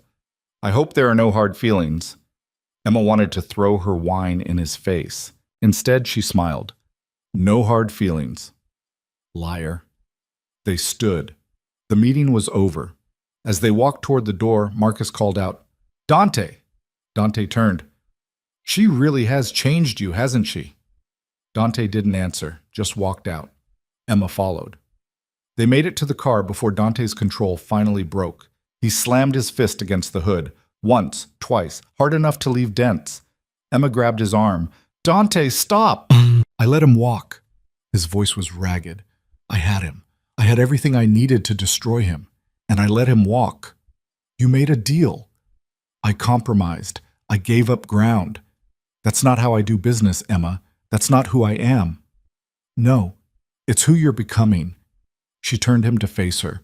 "You chose the option that didn't destroy everything. That's not weakness, Dante. That's strength." "It doesn't feel like strength." "It will. Eventually." Dante pulled her into his arms, held on tight. "I could have lost you today," he muttered into her hair. "When those men came after you, when Marcus threatened you, I could have lost you. But you didn't. But I could have. And that terrifies me more than anything Marcus could ever do." Emma pulled back, looked up at him. "I'm not going anywhere," she said. "You can't promise that." "Yes, I can, because I—" She stopped. The words caught in her throat. Dante's eyes searched hers. "Because you what?" Emma swallowed, heart pounding. "Say it. Just say it." "Because I love you." The words hung in the air, raw, honest, terrifying. Dante's expression shattered. "Emma, I know it's complicated.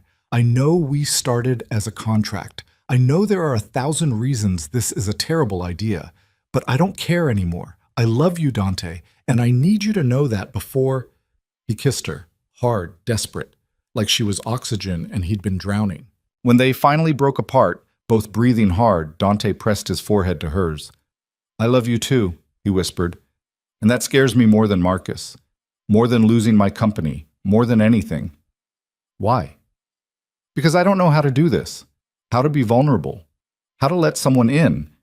How to be someone's—" "Partner," Emma finished. "Not owner, not boss. Partner. I'm not good at that." "Then we'll learn together." Dante laughed, raw, real. "You make it sound simple. It's not, but it's worth trying." They stood there in the parking lot holding each other while the world kept spinning and Marcus plotted and the future remained uncertain. But for the first time since Emma signed that contract, she felt something like hope. Like maybe, just maybe, they could survive this. Together. The peace lasted exactly 16 hours. Emma woke the next morning to Dante's phone ringing. He grabbed it, still half asleep. "What?"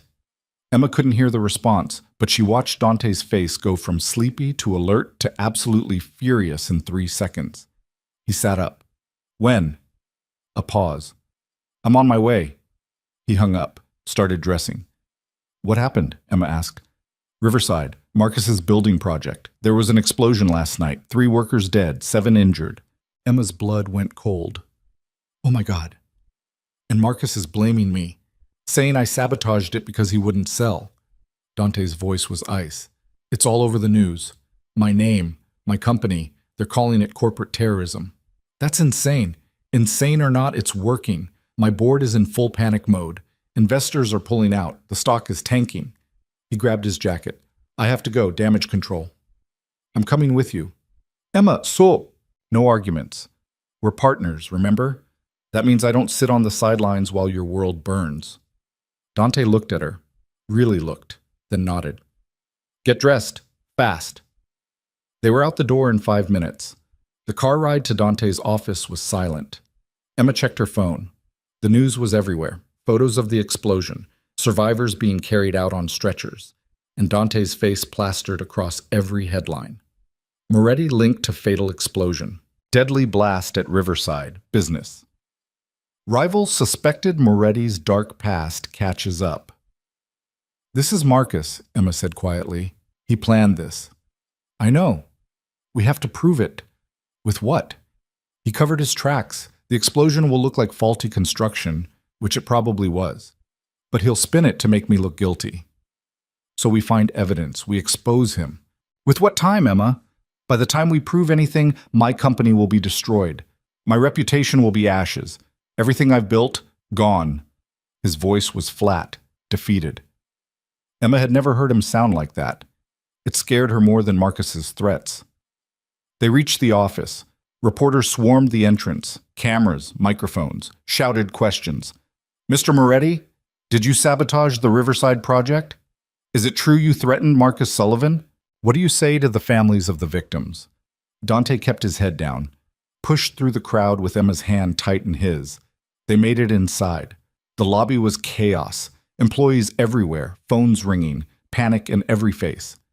Vincent met them at the elevators. The board wants you in the conference room, now. Tell them I'll be there in 5 minutes. They said now, Dante. I said 5 minutes. Vincent looked like he wanted to argue. Didn't. They rode the elevator up in silence. Dante's office was on the top floor. Floor-to-ceiling windows, view of the entire city, the city that was currently turning against him. Dante walked to the window, stared out at the skyline. Emma joined him, took his hand. We'll figure this out, she said. How? I don't know yet, but we will. Dante's phone buzzed. He looked at the screen. His expression went dark. What is it? Emma asked. He turned the phone so she could see. A text from an unknown number. You should have taken my deal, Dante. Now you'll lose everything, starting with her. Below the text was a photo of Emma's mother, asleep in her hospital bed at Greenhouse Medical. Emma's vision blurred. No. Dante was already dialing. Vincent, get security to Greenhouse Medical, now. Emma's mother, full protective detail. No one gets near her room. He listened. I don't care what it costs. Just do it. He hung up, looked at Emma. He's not going to stop, Dante said quietly. As long as we're together, he'll keep coming, keep threatening, keep hurting people we care about. So what are you saying? Dante's jaw tightened. I'm saying maybe the only way to end this is to give him what he wants. Which is? Me. Broken. Destroyed. Alone. Emma's heart stopped. No. Emma, no, we're not doing this. We're not giving up. I'm not giving up. I'm protecting you. By what? Pushing me away? Ending the marriage? That's exactly what Marcus wants. And maybe he's right. Maybe you're safer without me. Emma grabbed his face, forced him to look at her. Listen to me. I didn't fall in love with you so you could sacrifice yourself to save me. We're in this together, all of it. The danger, the fear, the fight. Together. Do you understand? Dante's eyes were tortured. I can't lose you. Then don't push me away. Emma. The office door burst open. Vincent stood there, face pale. We have a problem. Another one? Dante asked. Marcus just called a press conference. He's about to go live. They turned to the TV on the wall. Vincent grabbed the remote, turned it on. Marcus's face filled the screen. He stood behind a podium, reporters everywhere, cameras flashing. Ladies and gentlemen, Marcus said, voice solemn, I'm here today to address the tragic explosion at the Riverside development. An explosion that has taken innocent lives and devastated families. And I'm here to tell you who's responsible. Emma's stomach twisted. For months, Dante Moretti has been trying to force me out of this project, threatening me, sabotaging my business. And when I refused to back down, he took it too far. Marcus looked directly at the camera. I have evidence, recordings, documents, witness testimony that prove Dante Moretti orchestrated this explosion, that he murdered 3 innocent workers in a petty act of revenge. He's lying, Emma breathed. And I'm turning all of this evidence over to the authorities. Effective immediately, I'm calling for Dante Moretti's arrest on charges of corporate sabotage and manslaughter. The screen cut to chaos, reporters shouting, questions everywhere. Dante stood frozen. Vincent's phone rang. He answered, listened. His face went gray. The police are on their way, he said quietly. They have a warrant for your arrest. Emma felt the world collapse. This was it, the end. Everything they'd fought for, gone in a single press conference. Dante turned to her. His expression was calm, too calm. Emma, I need you to listen very carefully. Dante, Vincent is going to take you somewhere safe. Somewhere Marcus can't find you. You're going to stay there until this is over. I'm not leaving you. Yes, you are. He cupped her face. Because if you're here when the police arrive, you'll be implicated too. Accessory, conspiracy. Marcus will make sure of it. So you're going to go with Vincent, you're going to stay hidden, and you're going to let me handle this. How? They're arresting you for murder, and I'll prove I'm innocent. With what evidence, Dante? You said Marcus covered his tracks. Then I'll find new tracks. He kissed her. Hard. Final. I love you, Emma Chen, and I'm going to fix this, I promise. You can't promise. Sirens. Close. Getting closer. Vincent, get her out of here. Now. No! Emma fought as Vincent grabbed her arm. Dante, please. Go, Emma. Please. Vincent pulled her toward the emergency exit. Emma looked back. Dante stood alone in his office, watching her, looking like a man about to face a firing squad, and there was nothing she could do to stop it. The door closed. Vincent pulled her down the stairs. Behind them, Emma heard the elevator ding, heard voices. Dante Moretti, you're under arrest. And then Vincent was pushing her into a car, and they were speeding away from the building, and Emma was screaming and crying and breaking apart because the man she loved was going to prison for a crime he didn't commit. And she was powerless to save him. The safe house was a studio apartment in Queens that smelled like old coffee and defeat. Vincent had driven Emma there in silence, 20 minutes of city lights blurring past while her world collapsed inward. He'd unlocked the door, done a quick sweep of the single room, and turned to face her with an expression that said he'd seen this story before and knew how it ended. Stay here, he said. Don't leave. Don't call anyone. Don't post on social media. Don't do anything that could give away your location. Emma stood in the middle of the room, arms wrapped around herself, shaking. How long? As long as it takes. That's not an answer. It's the only one I have. Vincent headed for the door. Stopped. Looked back. For what it's worth, I've worked for Dante for 8 years. I've never seen him care about anyone the way he cares about you. He'll find a way out of this. And if he doesn't, Vincent's jaw tightened. Then we all lose. He left. The lock clicked. Emma was alone. She sank onto the couch, cheap, stained, nothing like the furniture in Dante's penthouse, and let herself break. The tears came hard and ugly, choking sobs that ripped through her chest. She cried for Dante, sitting in a cell somewhere because he'd chosen to protect her. Cried for her mother, vulnerable and alone in that hospital room. Cried for herself, trapped in this nightmare with no way out.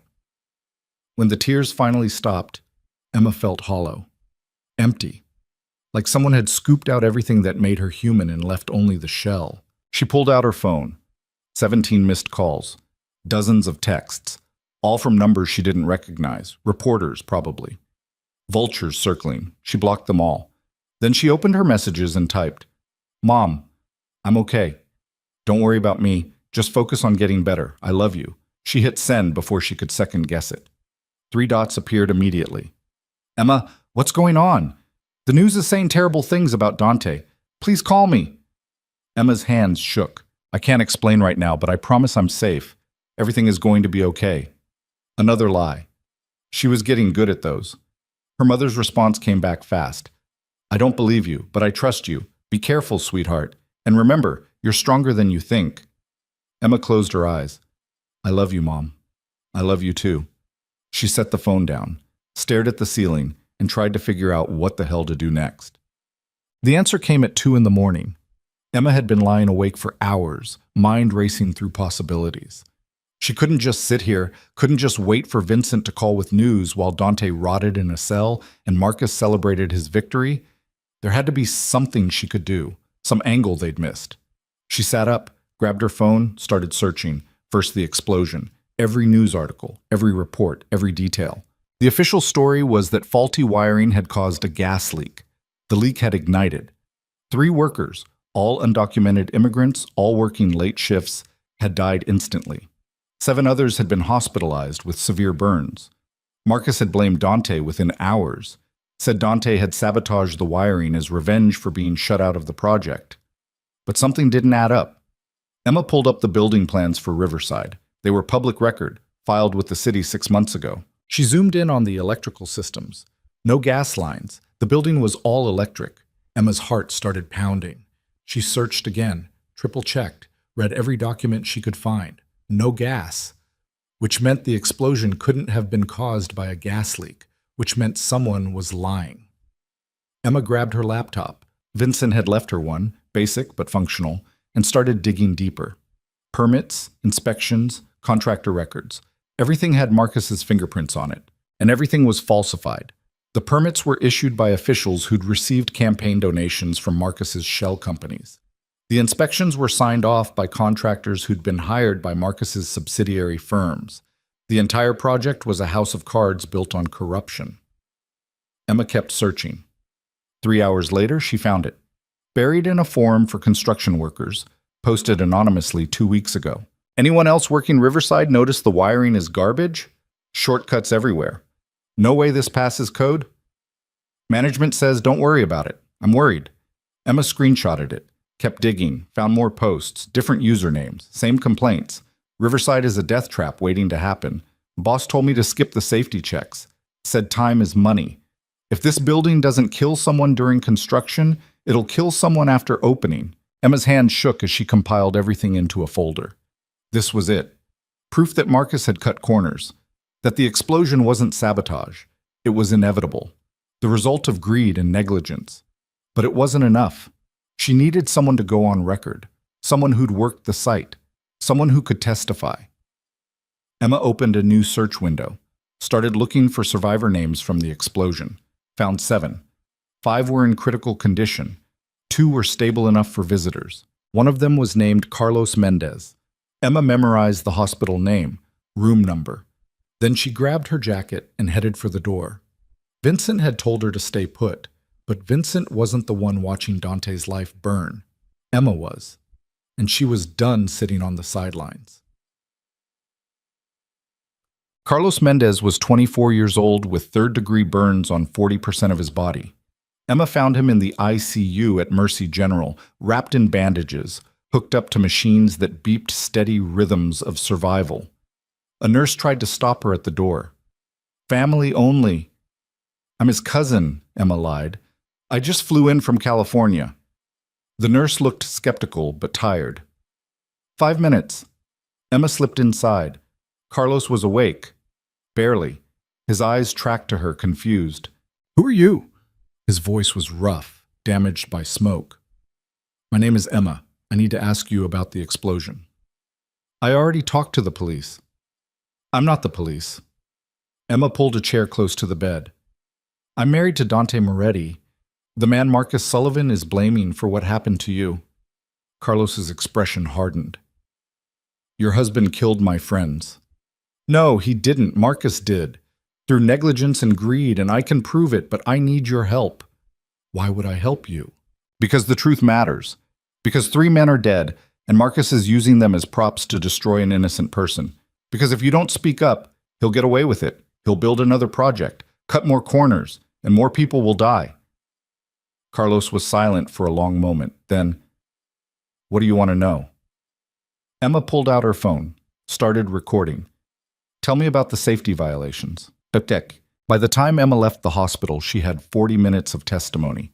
Carlos had held nothing back, detailed every shortcut, every ignored warning, every order to prioritize speed over safety. It was damning. Emma uploaded the recording to a secure cloud, sent copies to 3 different email addresses. Then she called Vincent. He answered on the first ring. Where the hell are you? Mercy General. Emma, I have evidence. Proof that Marcus is responsible for the explosion. Survivor testimony, construction records, everything. Silence. Then, get back to the safe house. Now. Not until I get this to someone who can use it. Emma, if Marcus finds out what you're doing, then let him find out. I'm done hiding Vincent. Dante's sitting in a cell for a crime he didn't commit. I'm not going to let that stand. You're going to get yourself killed, maybe, but at least I'll go down fighting. She hung up, hailed a cab, gave the driver an address she'd memorized from her research. The offices of the Manhattan District Attorney, Batet Moti Bam and Skan. The DA's office didn't officially open until 9 a.m. Emma arrived at 7. She sat on the steps outside, laptop in her bag, recording on her phone, and waited. The city woke up around her. Morning commuters, coffee vendors, the noise of millions of people starting another day. Emma felt disconnected from all of it, like she was watching from underwater. At 8:30, a woman in a sharp suit approached the building. Mid-40s, confident stride. ID badge clipped to her jacket. Emma stood. "Excuse me, are you with the DA's office?" The woman stopped, looked Emma over with the kind of assessment that came from years of reading people. "Who's asking?" "My name is Emma Moretti. I'm married to Dante Moretti, and I have evidence that proves he's innocent of the charges Marcus Sullivan filed against him." The woman's expression didn't change. "I'm Assistant District Attorney Rebecca Choi, and you should have your lawyer contact us through proper channels." "I would, but Dante's lawyer is busy trying to get him out of jail, and every hour he sits there is another hour. Marcus Sullivan's lies get treated as truth." Rebecca studied her. "What kind of evidence?" Emma pulled out her phone. Survivor testimony, construction records, proof that the explosion at Riverside was caused by safety violations, not sabotage. Marcus Sullivan cut corners, ignored warnings, and when people died because of his negligence, he blamed my husband to cover his own ass. That's a serious accusation. "It's the truth." Rebecca glanced at her watch, then at Emma. "Come with me." They spent 3 hours in a conference room. Emma played the recording, showed the construction records, walked Rebecca through every piece of evidence she'd compiled. Rebecca listened without interrupting, took notes, asked pointed questions. When Emma finished, Rebecca sat back in her chair. "This is good work," she said.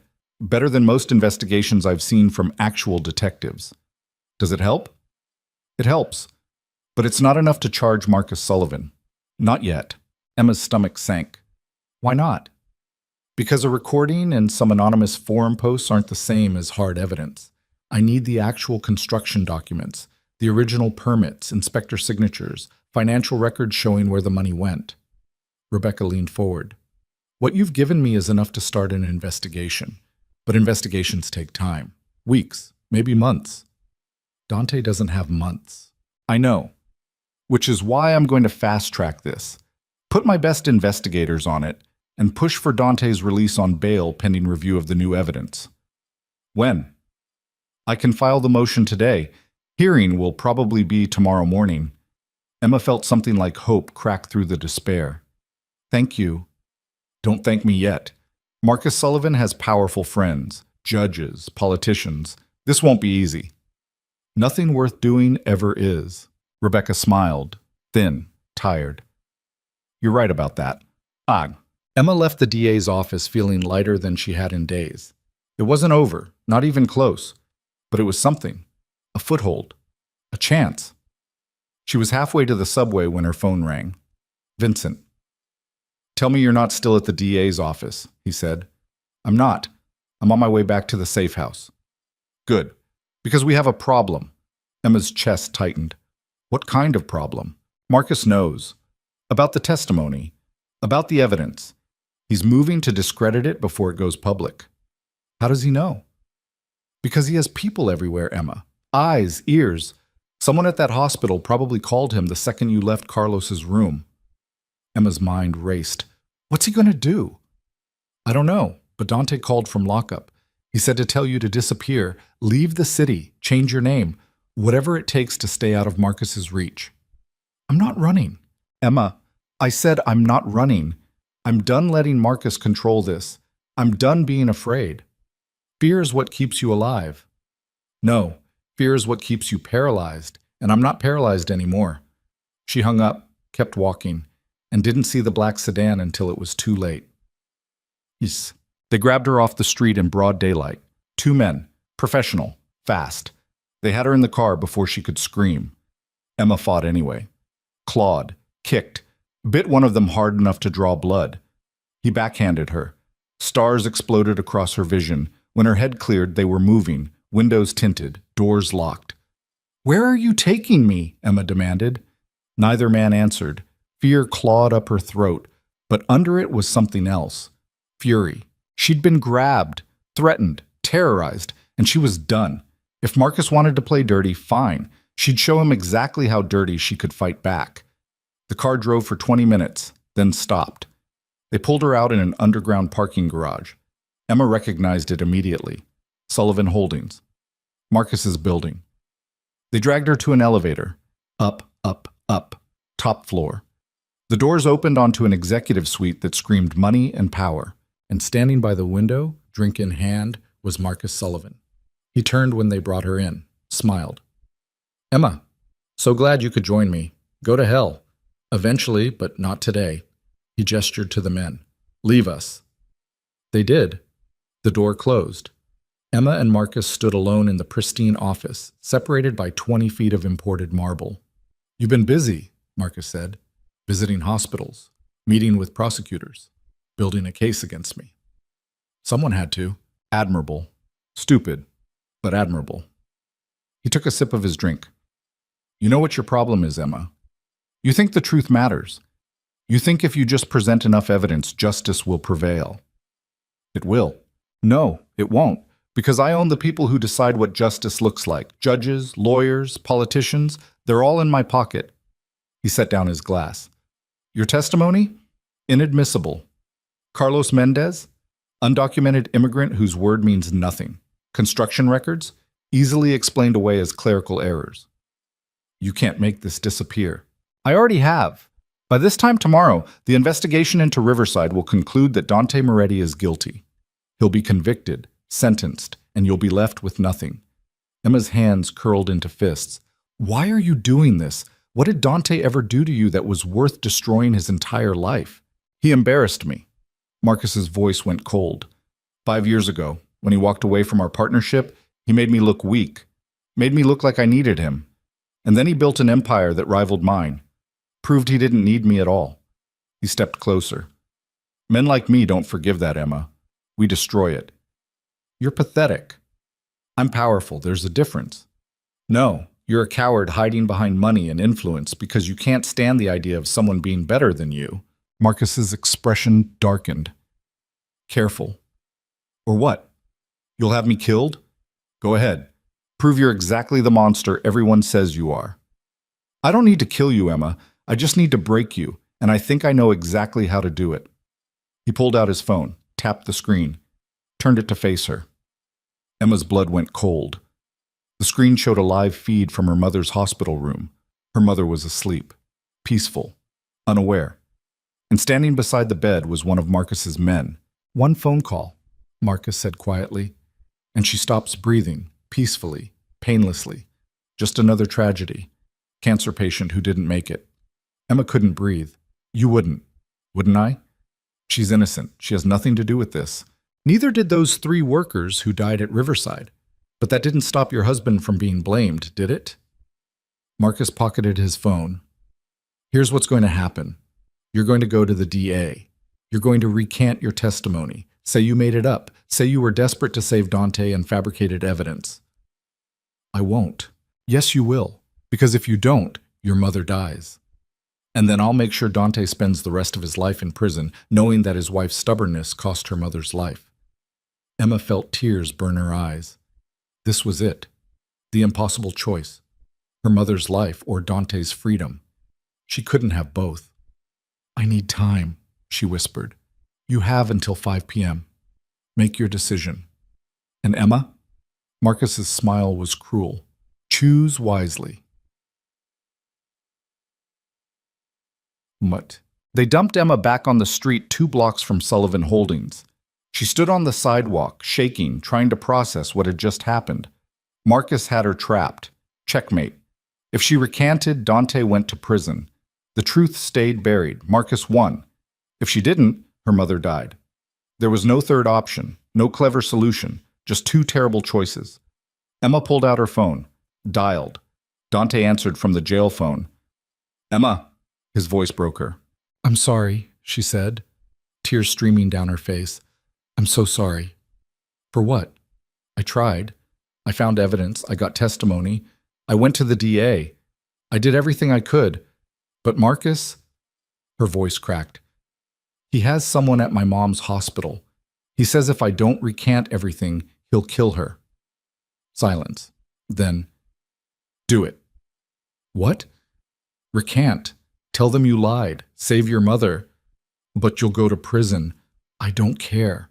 Dante, Emma, listen to me. His voice was fierce, raw. Your mother is dying. This trial, this treatment, it's giving her a chance, a real chance. And if my freedom is the price for her life, I'll pay it, gladly. I can't let you do that. You're not letting me do anything. I'm choosing this.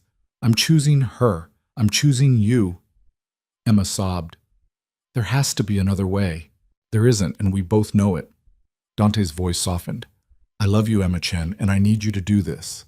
For me. For your mother. Please. Emma sank down onto the curb, phone pressed to her ear, world collapsing. I love you too, she whispered. Then let me go. The line went dead.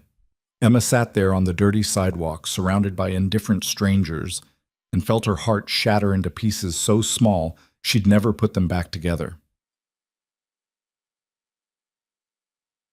She didn't recant. Instead, she did something else. Something desperate and reckless, and probably insane. She called Victoria Lang. The journalist answered on the second ring. Emma Moretti, I was wondering when you'd call. I have a story for you, Emma said. The real story, about Marcus Sullivan, about Riverside, about everything. I'm listening. Not over the phone. Meet me. 1 hour, Columbus Park. Come alone. And if I don't? Then Marcus wins, and 3 dead workers never get justice. A pause. Then, I'll be there. A sec. Victoria Lang was exactly what Emma expected. Sharp, professional, skeptical. They met on a bench overlooking the park. Victoria had a recorder. Emma had her evidence. You have 30 minutes, Victoria said. Convince me. Emma did. She played Carlos's testimony, showed the construction records, walked Victoria through every piece of evidence linking Marcus to the explosion. When she finished, Victoria sat back. This is good, but if I publish this, Marcus will sue me into bankruptcy. He'll destroy my career. He'll try, but he won't succeed because I'm going on record. Full name, full story, everything. You realize what that means? You'll be a target. I'm already a target. Might as well make it count. Victoria studied her. Why are you doing this?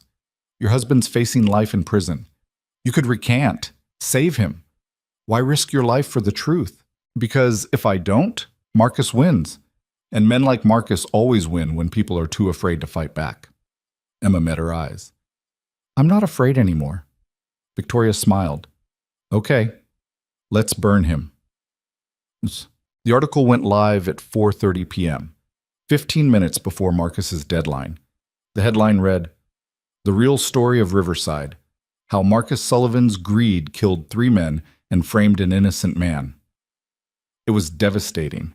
Every detail, every piece of evidence, Carlos's testimony, Emma's statement, all of it laid bare for the world to see. Within minutes, it was everywhere, shared, retweeted, picked up by every major outlet. The narrative flipped. Suddenly Marcus was the villain. Dante was the victim. And Emma was the woman who'd risked everything to expose the truth. Emma watched it unfold from the safe house. Her phone exploded with calls, messages, interview requests. She ignored them all. Just waited. At 4:45, her phone rang. Marcus. She answered. You stupid, stupid girl, he hissed. Do you have any idea what you've done? I told the truth. You signed your mother's death warrant. No, I didn't, because you're not going to touch her. You're not going to touch me. You're not going to touch anyone, because the second you do, every eye in the country will be on you. Every prosecutor, every investigator. You make one wrong move and you're finished. I'll destroy you. You already tried. It didn't work. Emma's voice was steady. It's over, Marcus. You lost. She hung up, and then she waited for the other shoe to drop. It dropped at 6 p.m. The FBI arrested Marcus Sullivan on charges of fraud, negligence, and obstruction of justice. By 7, 3 judges had recused themselves from anything related to Sullivan Holdings due to conflicts of interest. By 8, the DA filed a motion to dismiss all charges against Dante Moretti. By 9, Dante was released. Emma got the call from Vincent. "He's out," Vincent said. "I'm bringing him to you now." Emma could barely breathe. "Is he okay?" "He's furious you didn't recant, but he's okay." "Good, that's good." She hung up, paced the safe house, tried to prepare herself for seeing him again. When the door finally opened, Emma turned, and there he was, Dante Moretti, rumpled, exhausted, alive. They stared at each other. Then Dante crossed the room in 3 strides and pulled her into his arms.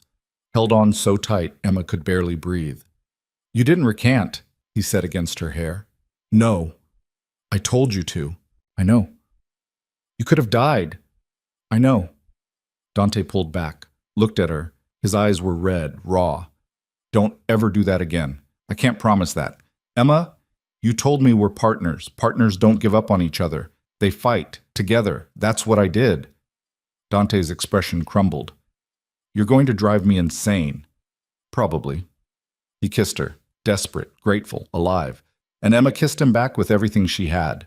When they finally broke apart, both breathing hard, Dante pressed his forehead to hers. "I love you," he whispered. "I love you too. This is real, right? Not just the situation, not just the adrenaline. It's real. You're sure?" "I'm sure." Dante exhaled, long, shaky. "Okay," he said. "Okay." They held each other in the tiny safe house while the world kept spinning. And for the first time in what felt like forever, Emma felt safe. The fallout took weeks. Marcus was indicted on 17 counts. His empire collapsed, assets frozen, reputation destroyed. The survivors of Riverside, Carlos included, filed a class-action lawsuit, won a settlement that would change their lives. Dante's company survived. Barely. But it survived. And the marriage contract? They burned it. 3 months after Marcus's arrest, Emma and Dante stood in front of a judge. A different judge, one neither of them knew, in a courtroom that smelled like old wood and new beginnings. "Do you, Dante Moretti, take Emma Chen to be your lawfully wedded wife?" Dante looked at Emma, smiled. "I do." "And do you, Emma Chen, take Dante Moretti to be your lawfully wedded husband?" Emma smiled back. "I do." "Then by the power vested in me, I now pronounce you husband and wife." They kissed. No contract. No deadline. No performance. Just 2 people who'd survived hell and chosen each other anyway. 6 months later. Emma's mother sat in the garden of the rehabilitation center, wrapped in a blanket, sipping tea. Her hair had grown back. Thinner. Grayer. But back. The trial treatment had worked. The cancer was in remission. Emma sat beside her, hand in hand, watching the sun set over the city. "You're different," her mother said. "How?" "Stronger, harder, but also softer somehow." Her mother squeezed her hand. "You grew up." "I didn't have a choice. We always have a choice, sweetheart. You chose to fight. You chose to survive. You chose love over fear." She looked at Emma. "I'm proud of you." Emma felt tears sting her eyes. "Thanks, Mom." They sat in comfortable silence. Then Emma's phone buzzed. A text from Dante. "Dinner's ready. Come home." Home. The penthouse didn't feel like a cage anymore. It felt like exactly what it was. Home. Emma stood, kissed her mother's forehead. "I'll see you tomorrow. Bring that husband of yours. I want to beat him at chess again." Emma laughed. "Deal." She left the rehabilitation center and headed across the city. To the penthouse. To Dante. To the life they'd built from ashes and fear and stubborn refusal to give up. When she walked through the door, Dante was in the kitchen, cooking, badly. He looked up when she entered, smiled. That smile still did things to her. You're late, he said. Traffic. Liar. Okay, I was talking to my mom. How is she? Good. She wants to destroy you at chess again tomorrow. Dante laughed. Tell her I'll bring reinforcements. Emma crossed the kitchen, wrapped her arms around him from behind. I love you, she said. I love you too. Even though I almost got you sent to prison? Especially because of that. Emma smiled against his back. They stood there in the kitchen, billionaire and former server, husband and wife, two people who'd signed a contract and found something real, while dinner burned and the city glittered outside and the future stretched ahead of them like an unwritten story. 2 years had seemed like forever when Emma signed that contract. Now, forever didn't seem long enough. 1 year later, the foundation launched on a Tuesday, the Riverside Memorial Foundation, dedicated to construction safety, worker protection, holding corporations accountable, funded by Dante's company, run by Emma. The opening ceremony was small, intimate, just the people who mattered. Carlos Mendez was there, walking now, scarred but alive. He'd been hired as the foundation's first safety inspector. Victoria Lang was there too. She'd won a journalism award for her coverage of the Riverside scandal, used the prize money to start an investigative nonprofit. Emma's mother sat in the front row, healthy and radiant and crying happy tears. And Dante stood beside Emma, hand in hers, as she gave the opening speech. This foundation exists because 3 men died, Emma said. Because the system failed them.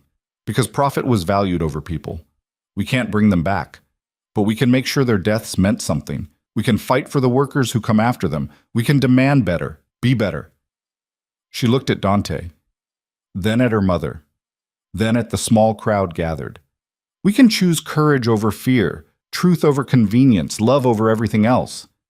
Applause. Emma stepped down from the podium. Dante pulled her into his arms. You're amazing, he said. We're amazing. Yeah, we are. They stood there while flashbulbs popped and people congratulated them and the world kept spinning. And Emma thought about the girl who'd spilled wine on a stranger's suit, the girl who'd been desperate and terrified and out of options. She was gone. In her place was a woman who'd faced monsters and survived, who'd fought for the people she loved and won, who'd learned that the most dangerous thing you could do wasn't marrying a stranger for money. It was believing in something, someone, enough to burn down the world to protect them. Emma Chen had done exactly that, and she'd do it again in a heartbeat, because some deals weren't written in contracts. They were written in blood and fire, and the kind of love that didn't ask for permission. They just were. And that was enough. More than enough. It was everything.